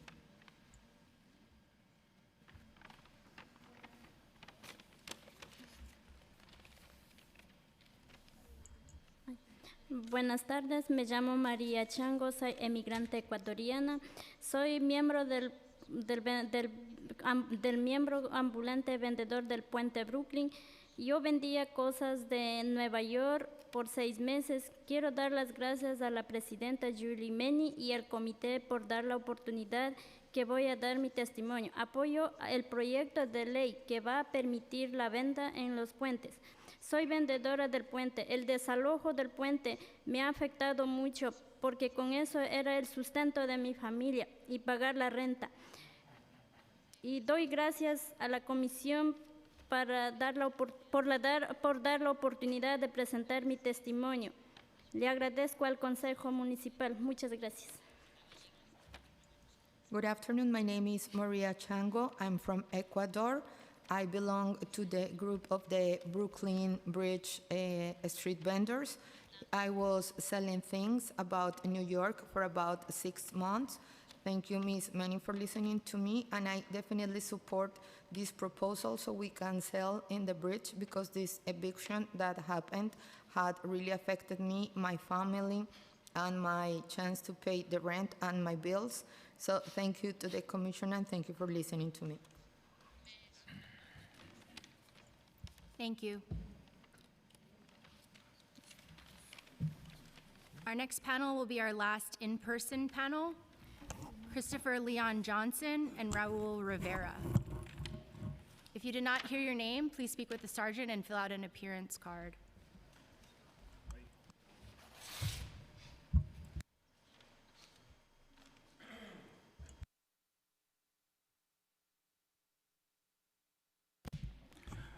Hey, good afternoon. My name is Christopher Leon Johnson. First off, while I start my speech, I would like to apologize for my action over there with the Worker Justice Project. I know it might get on Twitter, it might get on whatever later on the run, but my actions, what I did was wrong on my side, and I apologize for my actions. I apologize to this committee. I apologize to the city council. I apologize to everybody that support what I do. So going forward with this, a lot of these bills in the city council, they look good on paper, but the issue is we have the nonprofits that are running the city council influencing all these, that's really against all these bills, especially when it comes to the Brooklyn Bridge situation. Now, I walk the Brooklyn Bridge mostly every month, and it's an eyesore. The stuff that the street vendors, all of them are eyesores. It's a straight eyesore. I understand they try to make some money, but it's just a pure eyesore. Now, the mayor's always was correct of getting rid of all of them because it's a big problem. That's a tourist attraction. Why are you gonna make a tourist attraction into a free-for-all, like a third world country? It's just ridiculous. Now, I know who's behind that. It's the Street Vendors Project, which is under the Urban Justice Center, that's influencing to kill that bill because the city council, they are all scared of the Street Vendor Project because of the political power they have. Now, there's another thing I want to talk about. It's about e-bike regulations and e-bike storage. Now, we need to put that in the city council.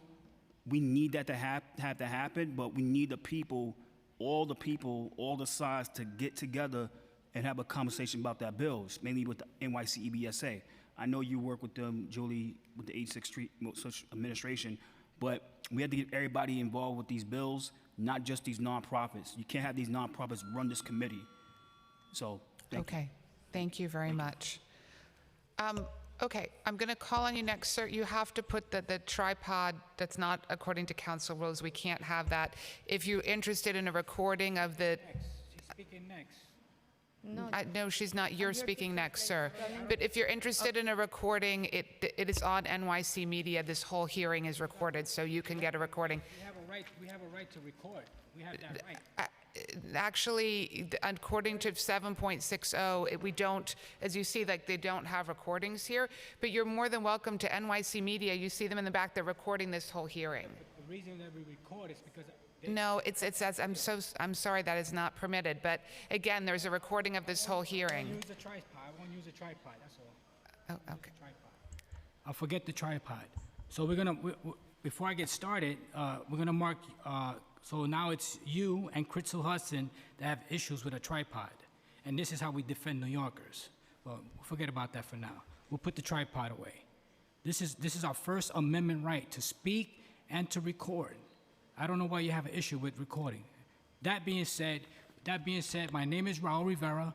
I'm a TLC driver advocate. We support the 0075. There's a big issue with real estate here in New York. We have Hudson Yards. I know many of the food vendors there are getting pushed out. And if we're talking about 6 inches, I mean, that's a little bit ridiculous. I mean, we have plenty of space in the city, and to try to push people out for 6 inches, it's uncalled for. You know, Stephen Ross, he's the owner of Hudson Yards, and they're discriminating against food vendors, people of color. We just passed 586 yesterday, right? You vetoed, I mean, you override the veto, right? That's about safety, about people of color, transparency, and all that stuff, right? Well, we have Hudson Yards. We just had a clown here that we pointed out that complained. He literally complained about nonprofits, but he has a nonprofit called Hell's Kitchen Alliance that's working with NYC Parks Department, and they're pushing out the vendors there. This is ridiculous. We called the mayor. We know the mayor personally. We reached out to the mayor. We reached out to Eric Barcher, who's the council member to the district, and our cries, their cries, fall on deaf ears. This is absolutely ridiculous, and we know that these not-for-profits, they're not doing the right thing. And it's shameful that you guys don't recognize this. You need to recognize this. I don't know if you recognize the small business owners when you had your other committee. It's ridiculous. They are hijacking our cities, and they're abusing of people of color. I'm going to ask you to wrap up. We'll leave it there. Okay, thank you. Okay, we have... It's ridiculous. Yeah, we have one more. By the way, this is not a deadly weapon, all right? Just so you know. Sir, that is enough, okay? It's not enough, because we're being censored in We our will, city. thank you. We will Thank now you, and turn- I'm just going to say, no one is being censored, okay? I really take umbrage with that. All of these meetings are recorded, okay? I know censorship when I see it. I was born here. We will now turn to our Zoom panelist, Thomas Ferrugia, and then we will return to the 2 additional in-person panelists.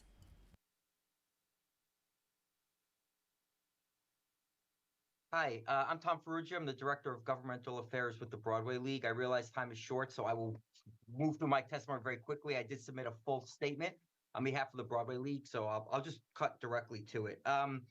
The Broadway League has no position on intros 65 through 72. However, we do oppose intros 0074, repealing the misdemeanor criminal penalties for general and mobile food vendors, and 75, permitting street vendors to vend within 2 feet of the curb. We believe these proposals would add to the congestion in Midtown and heighten the significant enforcement challenges facing the city. Times Square is the hub of the Broadway Theater District and a major cultural venue in Midtown Manhattan. The pedestrian intersection has one of the highest attendance rates of any attraction in the world, estimated at 60 million people annually. The designation of Broadway as an outdoor plaza has only increased traffic and attracted an overwhelming number of street performers, costume characters, vendors, and pushcart vendors. Navigating Midtown is a significant burden, and the array of sidewalk activity regularly drives pedestrians into the streets. diverting attention from storefronts and making foot and vehicle access to our theaters extremely challenging. This area has also seen a recent proliferation of crime around the recently opened marijuana stores. Allowing vending carts to sit within 2 feet from the curb reduces available space for vehicles and pedestrians and contributes to the overcrowding and disorder in the neighborhood. Further, city resources are already overtaxed. FDNY, NYPD, and other agencies work to enforce laws and ensure public safety. Eliminating misdemeanor criminal penalties for general and food vendors sends the message that the city does not take these offenses seriously and invites flagrant violation of the law. I would also like to briefly note that, while not before you today, the League would caution against any legislation lifting the cap on authorized vending permits unless the expansion was specific to locations outside the overwhelmed theater district. Thank you for this opportunity. On behalf of the Broadway community, the League applauds the Council's ongoing dedication to addressing these issues in a fair and balanced manner. And I do just want to reiterate that we are talking specifically about Times Square, a very unique environment that when other legislation having to do with vending is introduced, that how it's going to affect that particular area needs to be considered rather Time than has just expired. the less crowded Okay, you need parts of the city. traffic. Thank you. Thank you. Thank you for your testimony.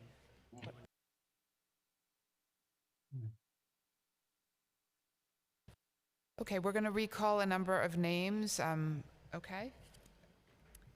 This panel will require a Spanish interpreter.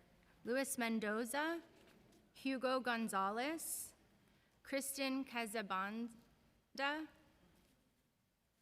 Maria Jimenez, Jesus Alcade, Garcia Chengo, Anissa Wagner, Nazi Atia, Yomara Gomez, Maria Chuncha, Maurice Sewell, Luis David Mendoza, Luis Lopez, Jose Mazaquiza, Marito Sosa. What about the other two?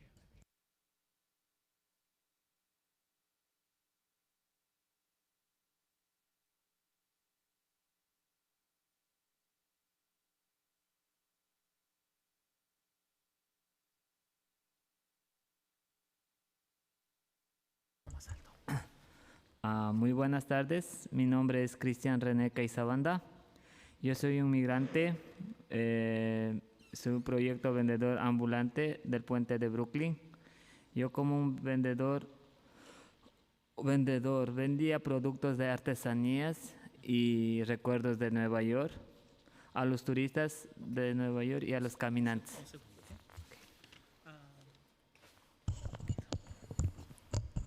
Good afternoon. My name is Christian Casabanda.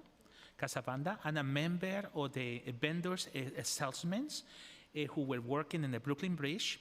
I was selling several products. Some of them were mostly artistic products, like, for example, like small statues, small things related to New York, and things that will make you remember New York when you come as a tourist.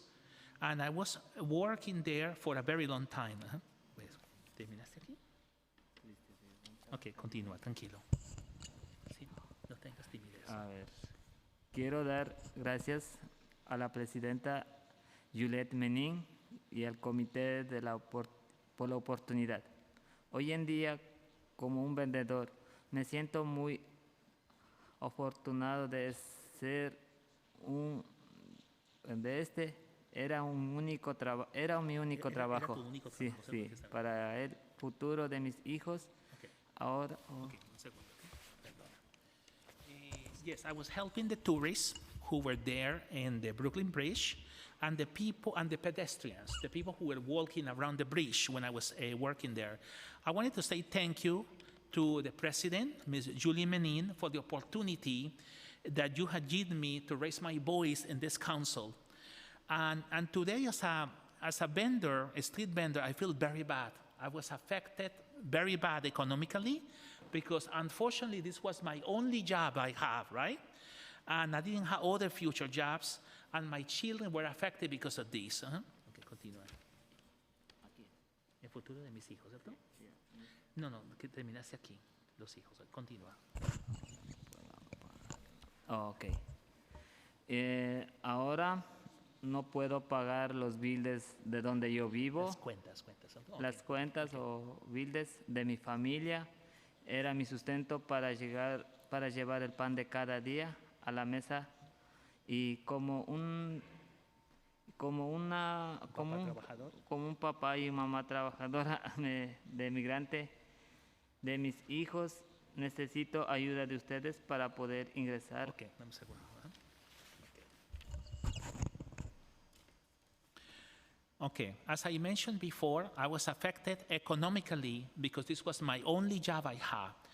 And I found myself there was no future for my children because I cannot even pay my own bills that I have at my home because I'm not able to work. And where I live with a family, so this was my only economical support, and I was buying my daily bread, that I was bringing to my table. Ms. Manning, what it means with daily bread, like this was the only way to support himself and to support his family. It's a Spanish metaphor that made more sense in Spanish than in English, daily bread. Okay, and just a hardworking parent and an immigrant who's trying to help his family and to try to help his children. Terminaste aquí, ¿no? Trabajador migrante. Ok, continúa. A ver, de mis hijos necesito ayuda. ¿Qué necesito ayuda? Necesito ayuda de ustedes para poder ingresar a volver a vender en el puente de Brooklyn. I need to ask you to wrap up, please. Thank you. Sorry, so he's reading slow, Okay. Spanish, that's why. Miss Manning, they speak other languages in Ecuador as well, that's why, Sure. Lo prometo, sí. Okay. His first language is Quechua. Speak Spanish y Quichua. Yes, Y lo prometo, respetar todas las reglas que ustedes pongan y gracias. Pero ¿pongan o propongan? Okay, and if you want to submit, you can submit in writing the full Yes, testimony. it's almost over, Miss Manning. It's just a few words. So as I mentioned before, I was an immigrant father trying to help my children to survive and to help my entire family. And the problem, I'm not able to sell anything in the Brooklyn Bridge like I was when I was working there before. But I respect the laws of the city of New York, and I promise to respect the rules that you can impose is necessary. But if you can let me sell my things in the Brooklyn Bridge again, but I'm willing to respect the laws that you can impose. Okay, thank you. Thank you very much for the testimony. Sorry, his Thank first you. language is Quechua. It's one of the languages of Ecuador, Yes, so he apologized. He No, have an it's accent. fine. Thank you. Thank you so much for your testimony. Okay, Gracias por yes. el testimonio. Okay, está bien. ¿Lo escribiste? Okay.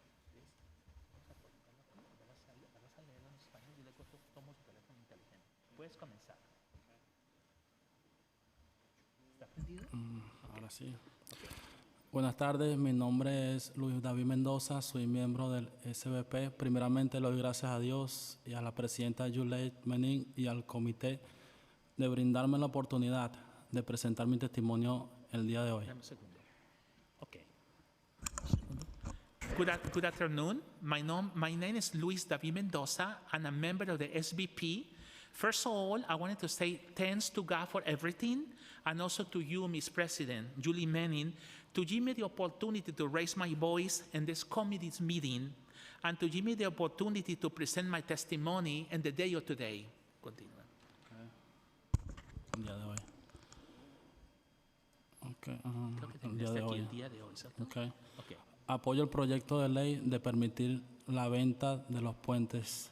La venta en los puentes. La venta de los puentes. Mi trabajo siempre fue contribuir con el turismo. Desde hace casi 2 años hago videos 360 en el puente de Brooklyn, llevándose a la persona un lindo recuerdo del mismo. Okay, sorry, dame un segundo. Okay. I support the project and the bill, and because this bill will allow for us to work and to sell in the bridges, especially the Brooklyn Bridge. My main job was to build or to design videos, right? That will show the tourism in New York. These videos are 360 video. I'm not sure you know this video, Ms. Denning.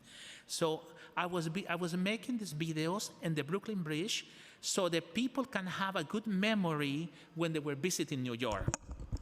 Lindo recuerdo, fue aquí. Okay, discúlpame, tranquilo. Okay, tranquilo. Puedes continuar. Recuerdo. Okay, lindo recuerdo. Del mismo, con ese trabajo, gracias a eso, toda mi familia puede comer y yo mismo pagar mis cuentas. Soy migrante de Venezuela y estoy agradecido con esta gran nación que es Estados Unidos en permitir. Okay, puedes hablar. Okay. So the people were getting like a very good memory in New York thanks to the videos that I was making, and I was able to help my family, to support my family financially. And thanks to these videos I was making there when I was working at the Brooklyn Bridge, I was able to eat my own food, to pay for my own food, and to also pay my bills. As you know, I'm an immigrant of the Republic of Venezuela, and I'm very grateful to this great nation as the United States of America to have helped me, because I know you have helped me and you're trying to make my life a little better for me and my family. Okay. En la familia, ok, continúa. Okay. ¿Terminaste ahí, ¿cierto? Sí, familia. Ok, continúa. Una vez más agradezco a la presidenta y al comité por darme la oportunidad de dar mi testimonio. Dios los bendiga. Okay. And once again, I give thank you to you, Ms. President, Ms. Manning, and also to all the committee members here in the New York City Council to give me the opportunity to present my testimony. And I want you to listen to everything I say to all of you and in what way you can help me. And I wanted to give this testimony to all of you, and God bless you all. Thank you. Thank you very much. Gracias. Muchas gracias Thank por you. el testimonio. Okay. Thank you. Yes. ¿Y alguien más? ¿O tú también? Disculpa, perdona. ¿Tienes un testimonio escrito? ¿Tienes un, ok. ¿O puedes hablar, prefieres hablar en inglés? Está bien. Cualquier cosita me dices. Oh, sí, enciéndelo. Okay. Good afternoon. My name is Hugo Gonzalez. I would like to thank the President, Julie Manning, and the members of the Council for allowing me the opportunity to express myself. I work in Brooklyn Bridge with a 360-degree video machine, and I am here to support this bill that will allow us to continue working on Brooklyn Bridge. This project is very important to me because as an immigrant, it is very difficult to me get a job in a company because we know that New York City is overpopulated. We know perfectly well that there was a lot of disorder and disorganization with the vendors on the Brooklyn Bridge. But I'm sure that I speak for all the vendors when I say that we are willing to follow and respect the rules and laws that the city imposes on us to allow us to work on Brooklyn Bridge. This is the only way that we have to be able to support our families and be able to pay our expenses. In addition to the fact that we contribute to the economy and tourism in the city of New York, because many of the tourists who visit the bridge want to take some physical souvenirs of their visit, and we help them take that memory with them with the product we sell. Thank you so much. Thank you so much. And our last speaker before we close the hearing.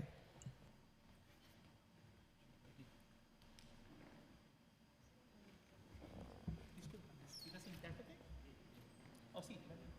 Miss Manning, let me move to that side, okay? I will help. ¿Escribiste algo? Un poco no. Está bien, no te preocupes. Tú lo lees, yo lo lees en español, luego yo lo leo en inglés, ¿ok? Buenas tardes, mi nombre es María Jiménez y soy miembro de vendedora ambulante y soy una mujer ecuatoriana y I'm sorry, Miss Manning, she doesn't feel very well. tengo That's a why. mis 2 hijos que tengo que mantener y soy una madre soltera y tengo... ¿Quieres parar por un momento? Yo leo lo que has leído. Ok, tranquila, no te preocupes. Good afternoon. My name is Francisca Jimenez. I'm one of the members of the vendor salesmen, street salesmen. And I was working also on the Brooklyn Bridge. And I have been selling products for some time. Ok, continúa. Terminaste aquí, ¿no? Y aquí- Ok, inmigrante con 2 hijos, ¿no? Sí, tengo 2 hijos y Y tengo un hijo de 1 año y medio y no puedo conseguir trabajo y era el sustento de vender aquí y El niño está aquí, ¿no? sí, él nació aquí, pero yo trabajo y yo mantengo a mi hijo, soy madre soltera. Okay, dame un segundo. Okay. Yes. I'm an immigrant woman and a mother of 2 children, and originally from Ecuador, from Northern South America. And please understand that for me it's very difficult to work and not able to find a job. This is the only job I have. I was working as a saleswoman. And also I'm bringing the daily bread to my home also in order to help my children and to help my family. I'm a single mother. I don't have support from my husband. Okay, continúa. Y yo llevaba para mis hijos pan de cada día y todos los días yo andaba con mi hijo que está estudiando, él venía siguiendo al puente del Brooklyn y para ir... ¿El niño venía contigo al puente? Sí, Okay. el mayor. Sí. Él está estudiando y después sabía ir a coger donde la niñera y yo llegaba tarde y siempre me esperaban en la casa diciendo que vienes comprando, mami, ¿qué traes? Okay. Sí, así me decían y ahora no puedo llevar ni para nada, ni tengo para, ni para la renta. Okay. And struggling financially, Ms. Manning and members of the committee, I used to, please understand, I'm a very hardworking woman, but I'm not able to sell anything because they don't allow me to sell anything in the bridge anymore. I was bringing the daily bread, right, to our family there. And sometimes they were waiting for me with the babysitter, and they were asking me, Mother, what do you bring for us today? And and the money I was making was not even enough to pay the rent of my apartment. And that's why I'm so sad and I'm feeling so bad, right? Madre soltera, ¿no? Sí, ya le dije, soy madre soltera dice aquí? y estoy muy triste. Sorry, some grammar mistakes, my apologies. Sí, estoy Okay, muy triste. I'm very sad about this because I was helping my family financially. I'm not able to do it anymore. I'm not even able to pay my own rent, and I'm also a single mother, so this is even more difficult for me. ¿Quieres agregar algo más o eso es todo? No, gracias a eso, no. Gracias por permitirnos hablar con ustedes. Muchas gracias. Thank you for allowing us to speak with all of you and to let us raise our voice about the serious matter that's happening. Thank you so much for coming to the council today. We appreciate it. We're just going to quickly read a couple more names and to make sure they're not here. If we have inadvertently missed anyone on Zoom, please use the raise hand function, including Taina Prado, Alex Hayden, Elizabeth Adam, and Yosef. Not seeing any hands, I'm going to turn it over to Chair Menon to close out. Okay, I really want to thank everyone who came out to this incredibly important hearing. I know it was a little bit long, so we appreciate your patience in staying with us and giving your very important testimony. And with that, I'm going to close the hearing. Thank you.